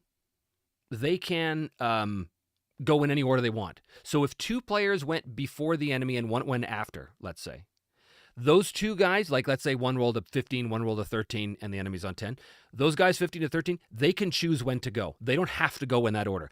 All that matters is, are they going before that enemy? Now, the reason why that's important is because that allows them to change their tactics, right, in the current moment. And then the enemy goes, and then whoever's left over goes. Again, in whatever order there is. But it changes every round. And it's easy. It's a d10 plus the number, and you do a quick track. In fact, I think one of the ideas we had was to create an initiative tracker thing. I don't know if we actually got around to that or not, but it's certainly, if we didn't get around to it, it's on deck because they're very useful to have. And you do that every round because the chaos of combat, it changes every round, right? So that's how that works. It's really good. It's really simple. It's easy. In a round, you can move and do a thing. What is that thing? Depends on what you want to do. You can swing a sword. You can move again. You could pull a new weapon. You could cast a spell. You could do stuff, right? Move, do a thing. It's pretty straightforward. So that is how that worked. Michael Lewis, will your system be easier to run versus Mithras with multiple GM opponents? I think it is. I'm in a Mithras game right now, and I think my game is, I don't want to say simpler. My game is less complex than Mithras. By a little, well, by a bit. Big fan of Mithras. But for me, Mithras is just that too much complex with things that I personally, and it's just my opinion, don't feel add as much to it, right? I use a term called ROTI, return on time invested. So for me, in Mithras, there's a rule about reach, right? And getting under someone's reach if you've got a short weapon and stuff. It's all super cool. And if you like to drill into that, it's great. But for me, I look at that and I go, I would rather just abstract the concept of reach just by giving the weapon with the bigger reach a little bonus in their combat exchanges and be done with it. It's just a preference. That's all. I'm not saying one's better than the other, but mine just, it runs a little faster. That's all. So it's in line with Mithras complexity and with multiple GM opponents. Yeah, it's in line. A little less, I think. It's a little less complex than that. Okay. Shachar, in the show, Vale got a +1 SL on her weapon attack. Is that still in the game? If so, how does that work with expertise? So she has something called Assassin. And Assassin is a talent that allows her to attack from surprise. And if she does, she gets +1 SL. However, there was a version of the game, which you may be referring to, where you could spend Resolve to get SLs after the roll. That is gone. That is not here anymore. And there's a reason for that. When I started this game out, at the very, very beginning, the core feeling I wanted from rolling dice was the same thing you get when you do an opposed roll in Delta Green, which is both people roll their skills. If they both succeed, if they both roll under, you know who won by who rolled higher. It's a blackjack system. So if we both roll and we both succeed, in other words, we both roll under our skill or less, then whoever rolled the highest wins. I wanted to keep that, and the game started to devolve past that. The game started to be like, oh, no, well, yeah, you rolled a 37, so that's 3 SLs, but now you can add resolve after, so it's really 5 SLs. And now there's also expertise. At the time, expertise allowed you to add bonus SLs. So you looked at the die and you went, I don't even know what that is anymore. I've lost track. So I got rid of all of that and I went back to the drawing board. So now when you roll the die, what you see is what you get in the vast majority of cases. There are exceptions because there's always exceptions. But in the vast, overwhelming number of cases, if I roll a 47 on my skill of 60, I succeed with 4 SLs. And that's what I need to know. Expertise works differently now as well because expertise doesn't add SLs. It gives a skilled combatant or practitioner, I should say. It's not always just combat. It gives a skilled practitioner a minimum success if they succeed at all, which is more in line with what I wanted expertise to actually represent. So that's that. Okay. All right. What do we have? Question. Of course, your channel is known for solo play, but will we get to see you or someone else run the game for a group? Yeah, somebody else had said maybe like I do a Blade Runner style game. I might not do something as complex as that technically to produce, but it would be nice to see that for sure. So yeah, it's on the table. It's still a lot of work, and I have to finish season 4 first because all my cameras are set up for season 4, and if I move them, then I'll have to reset them, and that's a nightmare. So because there's like 10 cameras, so it's crazy. Okay. Alistair Smith, should the bonus maybe be based on number of enemies? It's funny because when I see these comments, it's always the same thing. Yeah, thought of that. Yeah, thought of that. Took it, wrestled with it, rejected it. I've got a lot of friends who say, hey, I have a solution for you. You should try this. And I go, yeah, I thought of that 3 months ago.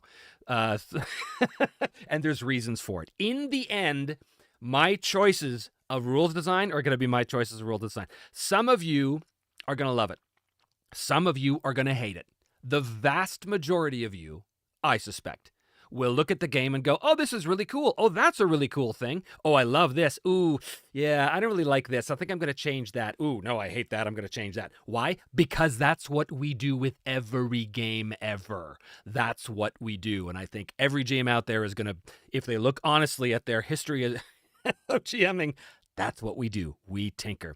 That's why there's no such thing as a perfect game. That's why this is not the perfect game. It's never the perfect game. It's, I'm trying to make the perfect game for me, but it's not. There's stuff I wanted in this game that I just can't have. I can't have it. It's too much. It's too much. And I had to make a decision. So there's no, even when you're designing it yourself, there's no such thing as a perfect game. So I fully expect people to look at this game and have that reaction. Wow, that's really cool. Ooh, yeah, I'm not a big fan of that. Oh, that's stupid. Oh my God, that's brilliant. And all the ranges of reactions in between, because if I thought anything else, I'd be fooling myself. That's just the way it's going to be. So if you see the rule and you want to change it, by all means, have at it. Enjoy. Just understand, and I say this in the book, I say this in the GM section, just understand that none of these rules are thoughtless. They are all there for a very specific reason. And if you change it, that's fine, but just understand that it'll have ripple effects somewhere else in the game. So just know that. That is why I heartily recommend, and I recommend this with every game, not just mine. I heartily recommend GMs to run the game raw first, rules as written, exactly as the designers present it, presumably exactly as the designers intended it, first, before you make any changes. Because so many times I will see a rule in a book and I'll go, oh, I don't like that. I'm going to change it. But then when you actually run it the way that it's presented, you realize, oh, wait a minute. No, there's a very specific reason why they did that. Because if I change that, it's going to change these other 3 things that I didn't see, right? So there is nothing haphazard or just tossed into this game. All of these rules have been very carefully curated. I hope there isn't crazy things that slip by us. I'm sure there's always something that slips by us. We're trying really hard to comb through and make sure that there aren't those weird vestigial rules that are sort of sitting there like an appendix. But eventually we're going to find something. Something always slips by. It's just inevitable. Anyway, so yeah, change whatever you want, but understand that if you do, it's going to have knock-on effects down the road. Okay. People talking about D&D. Oh my God, what are you people doing?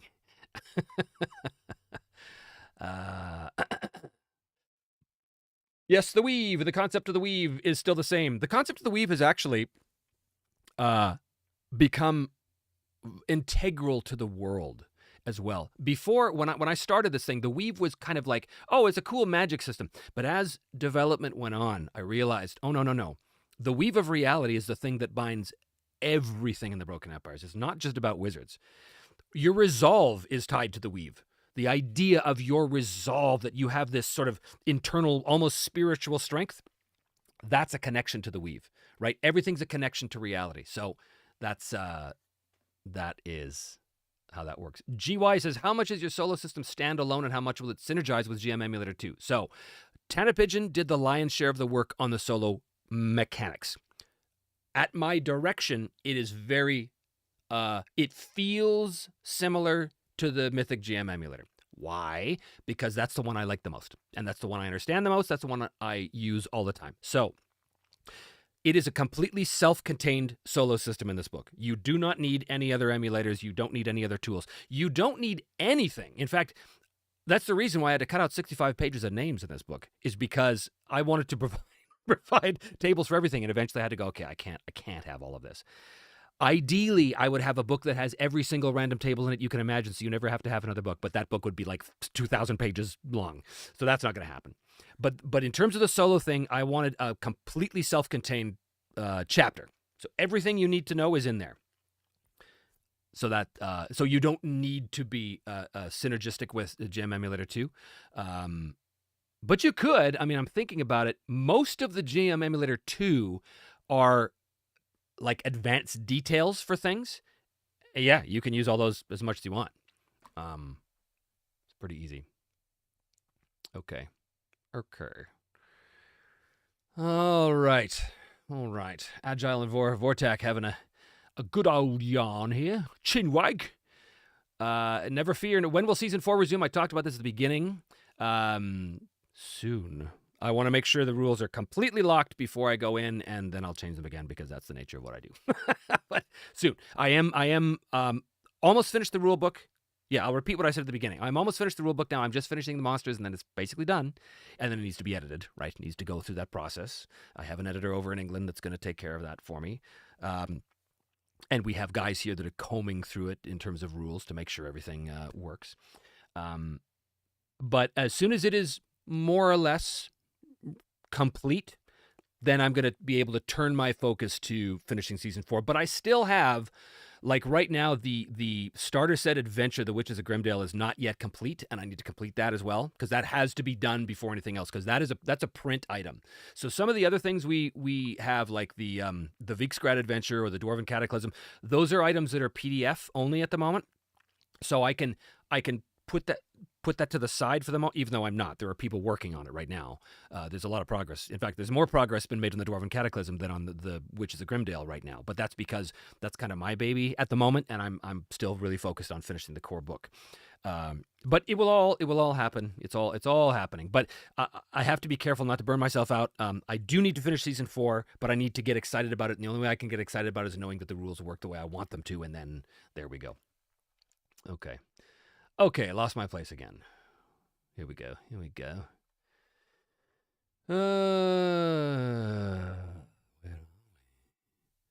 Where are we? Vaughn W. says, I hear you. I'm stuck in a D&D game. I'm happy to have a group, but God, I want them to branch out. Yeah, it's a common thing. I have nothing inherently against D&D. It's where I started. It's where most of us started. It's fine. I have many things against the current iteration of D&D, but that's neither here nor there. Okay.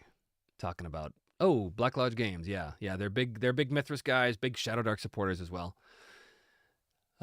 Kelsey of Shadowdark just texted me yesterday, just wanting to know how things were going, which is fantastic. She just reached out to say, hey, just want to make sure that, it's so exciting. Your game's coming along. So it's great. She's awesome. She's so supportive. It's fantastic. All right. Nigel Hobbs. Is a game ever played as the author wrote it? I find all games get altered either by removing or adding bits. 100%. I'm trying to imagine a game, or to remember a game that I've run purely rules as written. I don't know if I can think of it. Again, my philosophy has been for a long time, try it as the designer. Put it out there first, because you never know. I want to honor their vision first to see, right? And I need to see it. You can't just read it and assume. You have to see it in action. That is, if there's one thing I've learned from this process, it is that the rules on the page are not the same as the rules on the table. They are different animals. And even though they look like it should make perfect sense when you write a rule, until you put it into the forge and the crucible of the game table, you don't know. Hence, playtesting is so crucial, right? Crucial. But yeah, I can't think of a game, even Warhammer First Edition, a fantasy back in the late 80s when I was running that. We changed it so that in a round you could always move 10 feet and attack, because that wasn't clear. And I'm sure we change other stuff too, because that's what we all do. But yeah, should always try rules as written first, is my opinion, just to see. Okay. James X says, I would love a PDF of why Trevor decided on this and not that. Oh, God, yeah. The change log. God, maybe I'll do once the game is out and you people have had a chance to actually look through it, maybe I'll do a video on that, and we'll go through and I'll talk about all of the rules that got jettisoned. Your name, James, reminds me that I do want to do a little plug here for James RPG Art, who is a patron of mine and a contributor to some of the art in the book. So I'm going to hit you guys up with a little ad for his Patreon right now. Beyond the veil of mist, where sunlight is a fading memory, lies the land of Barovia. Your journey begins here. Darkness surrounds you. Your steps are swallowed by the forest. The wolves howl, a warning. At the heart of this cursed land stands the Dark Lord Strahd. His shadow stretches across Barovia, cold and unforgiving. These are no ordinary lands. Every stone, every whisper, every drop of blood tells a story. What will yours be? James's RPG Art brings Barovia to life, each scene a window into the torment and beauty awaiting your players. Will you survive the curse of Strahd, or will Barovia claim you? Visit James's RPG Art on Patreon. Make Ravenloft more than just a story. Make it an experience. Go become a patron of his stuff. He does great work. He's provided exclusive art for the channel, for the show. Well, not exclusive, because then he used it in his own stuff, which of course he should, because it's great. But I had said to him, oh yeah, I had this idea of this, and he would get the image to me, the motion image to me within like hours. So he's been a huge supporter and remains a huge supporter. So go check out his Patreon. He has all kinds of awesome stuff you can use at the table. Okay. What are we here?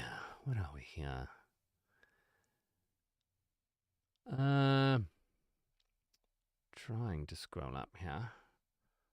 Oh my goodness. Oh, Grit says, love the Paladin and help printing your shirt. Yeah, that's from the old first edition AD&D Player's Handbook right there. This was the inspiration for my very first character, Black J.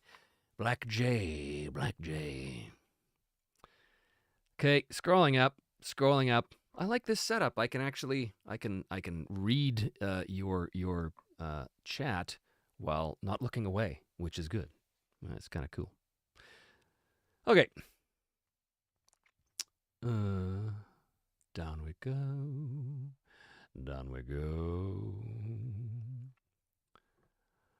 Rob the Bear again. How much world content will there be so we get a feel for your creation? Tons. It's some of the stuff I'm most excited about. The work that Ross and I have done on fleshing out the Broken Empires is awesome. Again, the inspiration was Warhammer Fantasy Roleplay First Edition, in which you could... This is literally what I did with that game. If I needed an idea for a session, I would open up that book to a random page and put my finger on something, and whatever I read would become the inspiration, because that book was dripping with atmosphere. It was so great. And the setting stuff was fantastic, because the setting stuff gave you an overview of each area of the world. And the more you drilled into the empire, which was the central setting of the book, like the Holy Roman Empire, like Germany kind of thing, Renaissance Germany, the more you drilled into it, the more detail you got. So as it stands right now, in the core book, you're going to get a really beautiful, broad overview of each area of the world with a bunch of adventure idea hooks in there. A bunch, just peppered in. And I got that inspiration from Harn. Because when you read Harn as a young lad, as I did, I missed all that.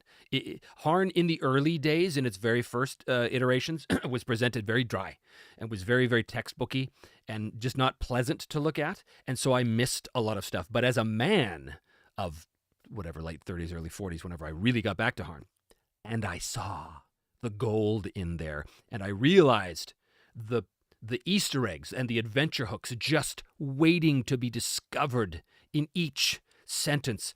Oh, it was so inspiring. So we're trying to do that feel as well. Now, we're not going to drill down hugely specifically on any one area, because I'll save that for, if I'm going to do it, I'll save that for a supplement, because we don't have room in the book for that.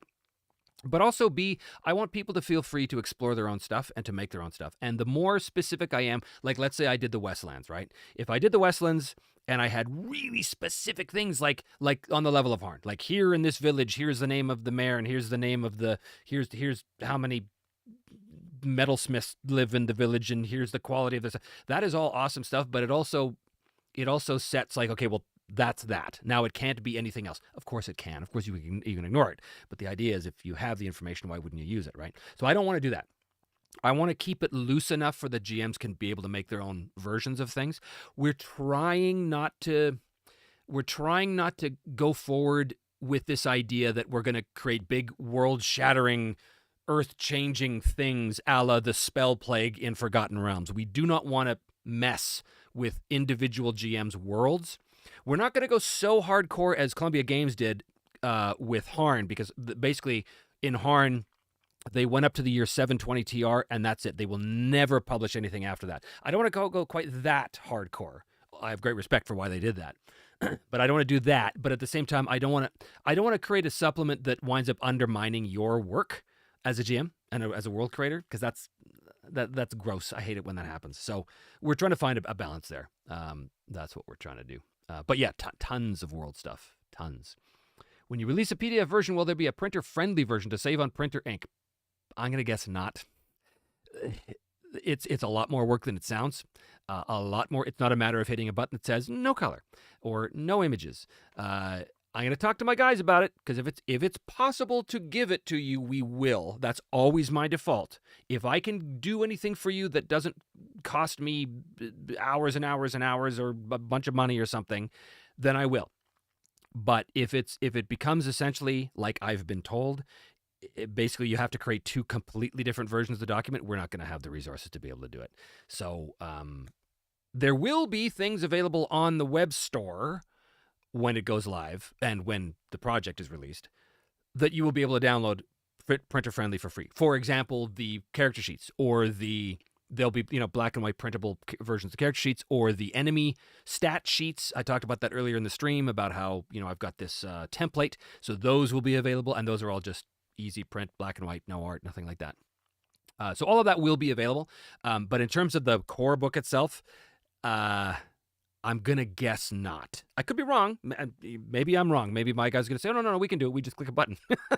And if so, then yes, we will. But I have a feeling that's not the case. Again, I'm not a layout guy at all. I don't know anything about this stuff. I'm going off what my people tell me here. All right. Adjacent says, are there going to be options of slightly more heroic characters? Not on the level of 5e, obviously, but maybe something just a bit stronger than a normal human. Yeah, in that it's called an experienced character. The more experienced the character, the better their skills, the more talents they have, which makes them be able to do things with greater competence and gives them more variety of things they can do. So yes, And if you wanted to start off like that, you can. You could basically say, okay, have an extra 200 points to create your character or something. And that just makes them a little better, right? So, yeah, it's easy to do. It's easy to do. Okay. North Texas RPG Con. Oh, yeah. That's the one that Black Lodge was telling me about. And I don't know when that is. It's coming up soonish. I don't know if I'll be able to go. Like I said, my schedule's all over the place this year. We shall see. All right.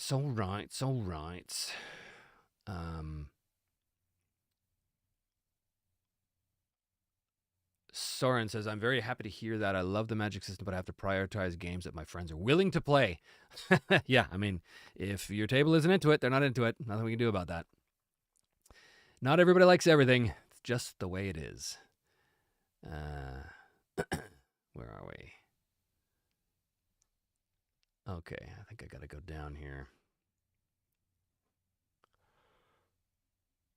Grit says, we all tinker, but a system has to have a chassis of a system that thematically supplements the style of play intended. Yeah, I agree with that completely. And that's what the Broken Empires is. It's pretty clear that the play style that comes through the mechanics alone. Anytime you have a game where wounds can become infected, that tells you a lot about the thematic considerations of the game.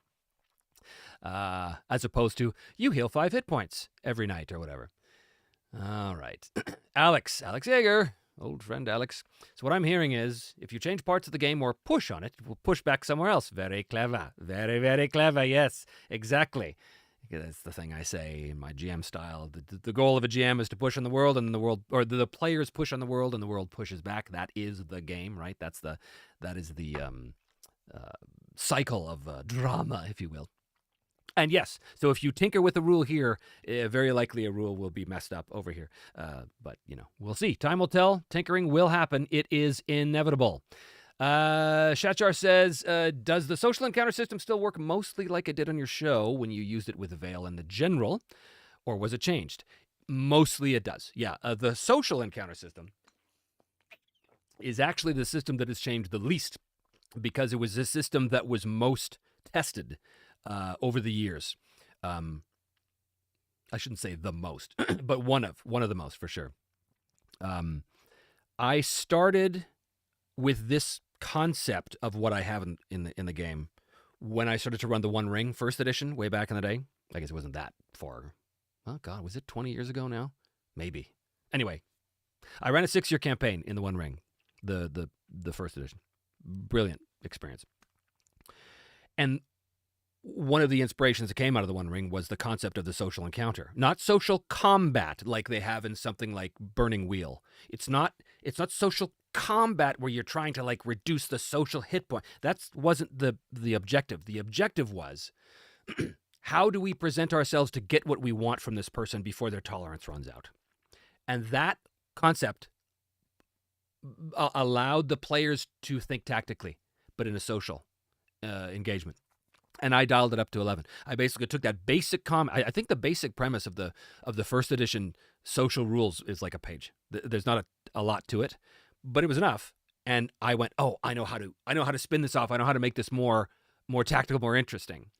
And that's what we did. And that's why we have the system we do in the Broken Empires, where basically the player is playing the character, and whatever they say, whatever manner of words they choose, whether that is in the first person or the third person, doesn't matter, that's going to trigger a skill. And that skill gets rolled, and that roll will have effects on the NPC, right? So there's two basic versions of the social encounter system. There is the sort of static, which that's what that is. There's an NPC, you're trying to get something from the NPC, and it's something more complex than talking to a gate guard or something. Obviously, it has to be somebody's goal has to be being pursued in order for it to really make sense.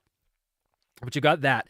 And then you've got the dynamic system, where now you have other players, and I mean other factions that are working against you actively to try and influence the third party, is typically how that works out.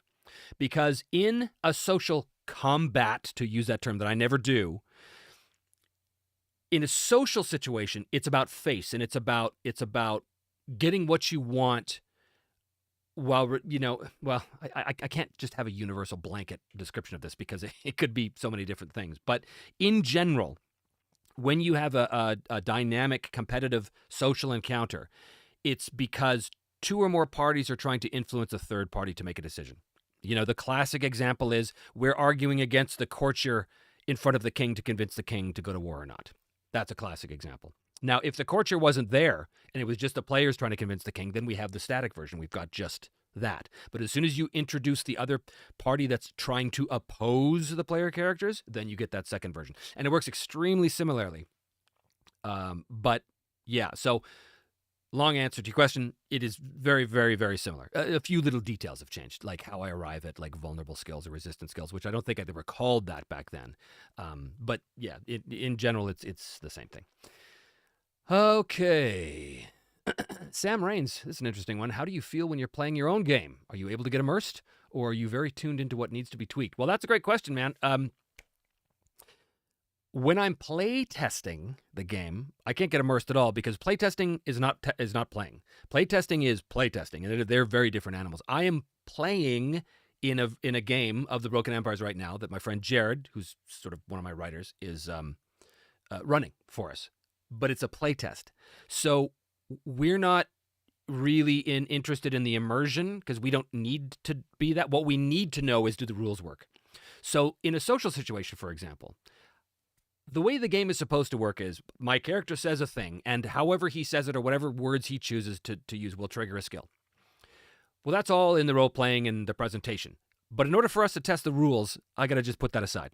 So I'll say something like, okay, my character says something extremely inspirational. Oh, it's the most inspirational thing you've ever heard. Okay, we're going to roll Inspire now to see what happens. Now, you'd never do that in the real game. But for the purposes of play testing, we're doing it. So we're all assuming we're all good role players. And we're just going to put that aside because we don't need to test that. Well, we need to test to see if the mechanics work, right?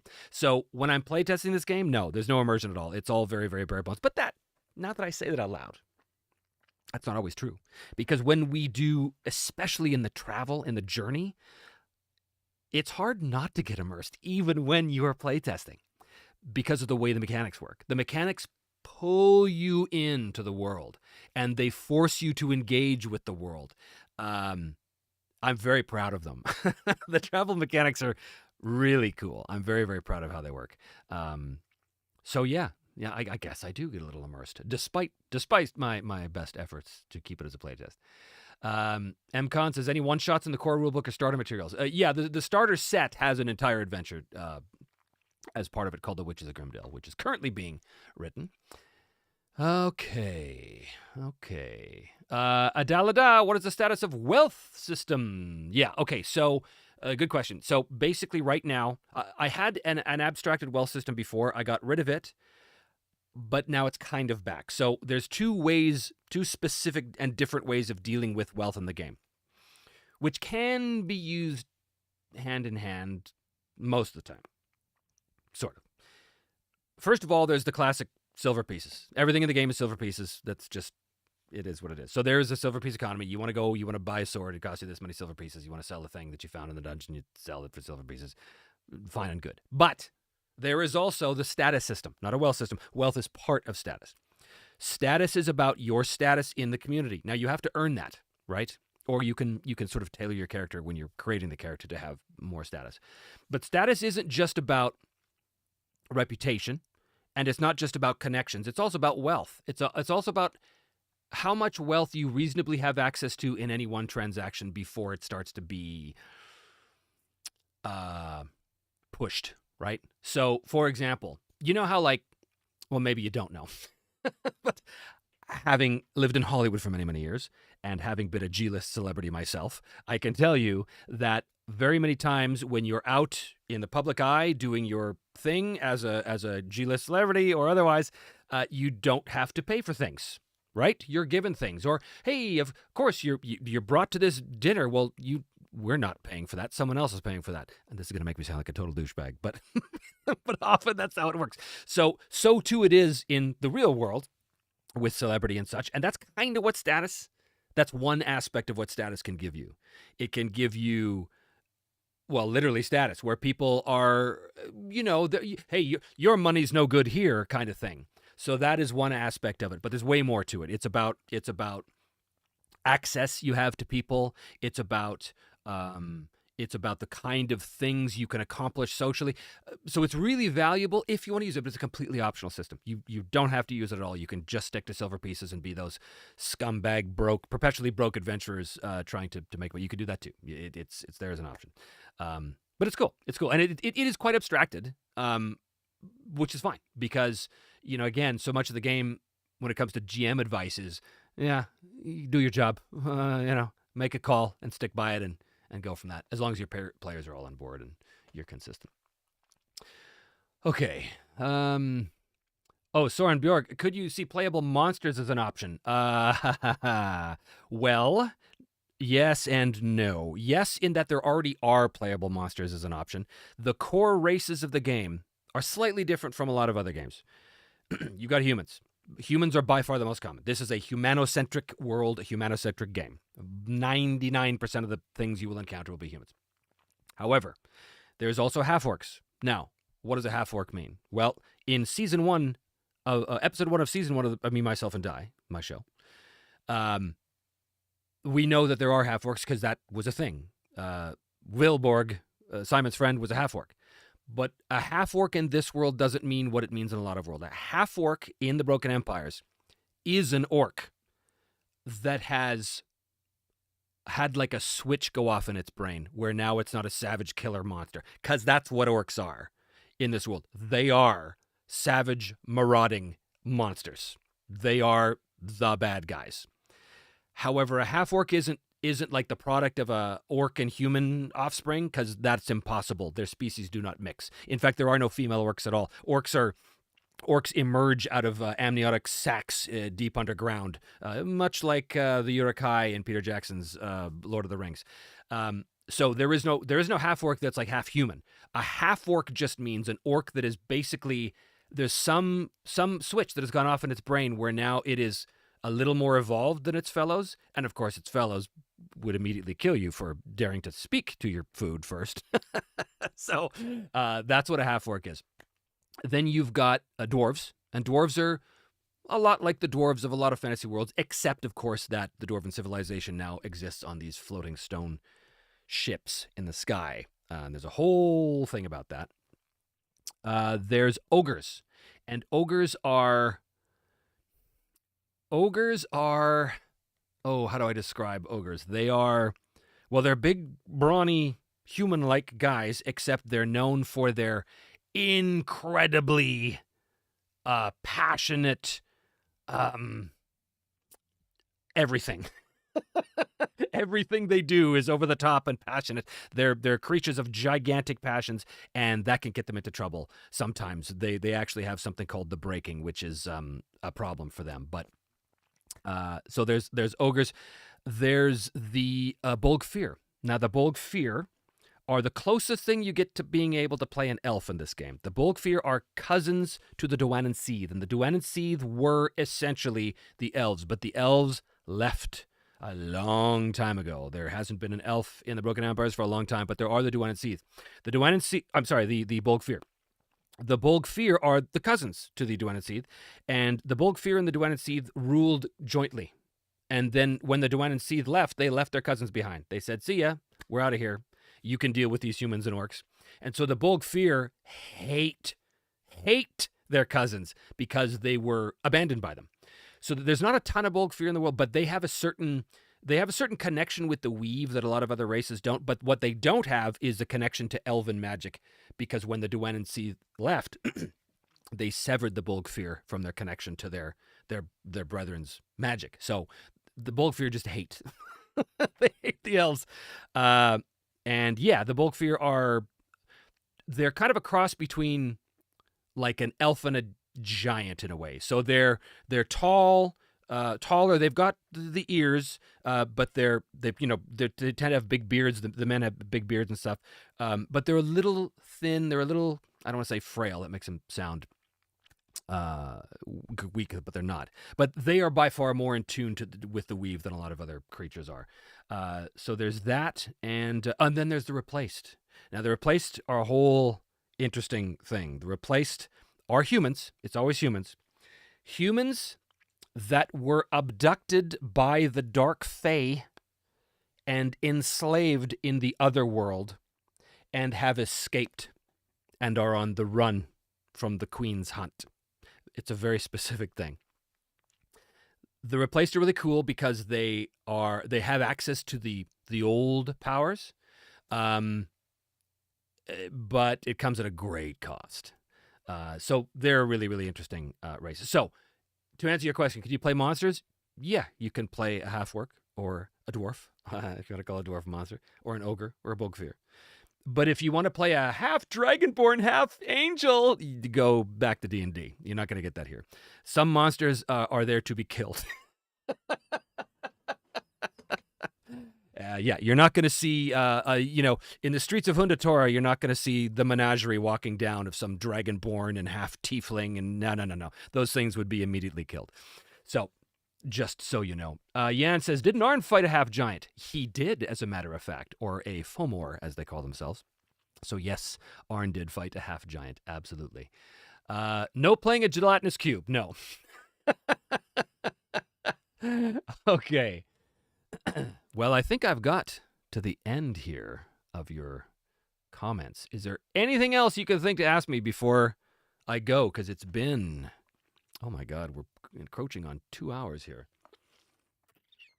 I hope I've soothed your fears that nothing's happening. There's a lot happening, but I wanted to show my face again and let you guys know that exciting things are coming your way with the game. So it's cool. Oh, any update regarding the VTT? Will it be ready when the PDFs are released or when the full game gets shipped? I don't know at this point. We've got people working on it. I can't tell you when it's going to be ready. It can't really be begun in earnest until the rules are locked, but we're getting really close to that. But some of the early programming has started already.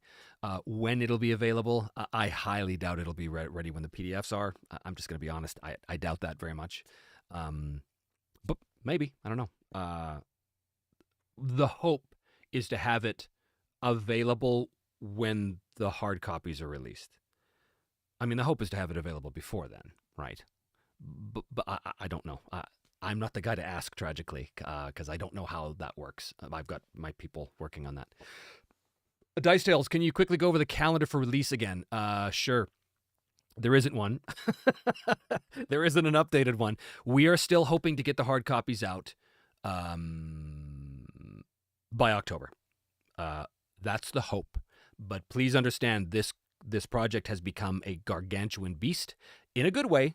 In a very good way, but it's become much bigger than what I thought, and that's going to probably wind up taking us more time to get it right. So I crave your patience, but do not worry. You're not going to have to be, oh, well, I had waited a whole extra year. No. None of that stuff. None of that stuff. I promise you, you're going to get the stuff you paid for as close to that original date as possible. But if you were expecting the PDF to be released in the end of March or beginning of early of April, as some people had thought, that's not going to happen. We're nowhere near being able to do that. I'm hoping now and again, do not quote me on this. This is just my hope. I'm hoping that we go to print early June. That's what I'm hoping. Once we go to print, we can send off the PDF version. That's still the case. Okay. But I will let you know as we go on. I will go on, or we will keep updating you with everything every month. You guys will be the first to know. Trust me. Oh yeah, would you wager we get the PDF early enough to GM at Gen Con? Maybe. Again, I hope June, but Gen Con's August. We'll see. I can't make that promise, guys. I'd love to, but I can't make the promise. And the last thing I want to do is promise you something and have to go back and break the promise. So I would rather just say, don't get your hopes up. But, under promise, over deliver. We'll see. All right. Jason Martin says, honestly, I would have been more worried if you were more active on the channel. I'm very glad that you were taking the space you need to not burn out. Yes, I am. I'm being very careful, but I'm working every day. Every day. There isn't a day that goes by that I'm not working on the game. So it is certainly happening. Yes, I will be at Gen Con again this year, Terry. I'm sure I will see you there. MCDM has made people wait 2 years and more. Oh, really? That's Matt Colville. That's Colville's project, right? I don't know anything about that one, other than it's happening. Oh, yeah, Baron Drop said the same about the Green Dragon Fest. Any project is way bigger than expected. That is absolutely true. It is absolutely true. And a few others where they're taking 2 to 3 years and not delivering. Yeah, that's not going to be me. Please understand that I take this stuff very seriously. When I give someone my word, that means a great deal to me. And the idea of going back on my word, it's abhorrent to me. So if there are delays, it's going to be because we have no way around them, and they just need to be done. But you will be made aware, and they are not going to be unreasonable delays. Barring, some horrible act of God or asteroid strike or horrible illness or something, you will get what you were promised. Yeah, I don't want to rush anything. Yeah. Okay, that's it. I think, guys, that's good. Thanks for joining me here today, and I'll let you know when I'm going to come back and do something else. I'm always hoping to do some videos in the way, or in the meantime. There's lots of stuff still happening in the gaming world at large I want to talk about. Not really current events. That's not really my thing. But, there's cool supplements I want to talk about and stuff. So we'll see. But yeah, my focus right now is finish the game and also to finish Season 4 and keep doing these live updates when I can. So that's it, guys. Thanks for joining me. I'm going to, again, try to end the stream in a way that makes me look like I'm not a Luddite. And that is always hit or miss. Okay. Thanks, guys. Farewell. Farewell.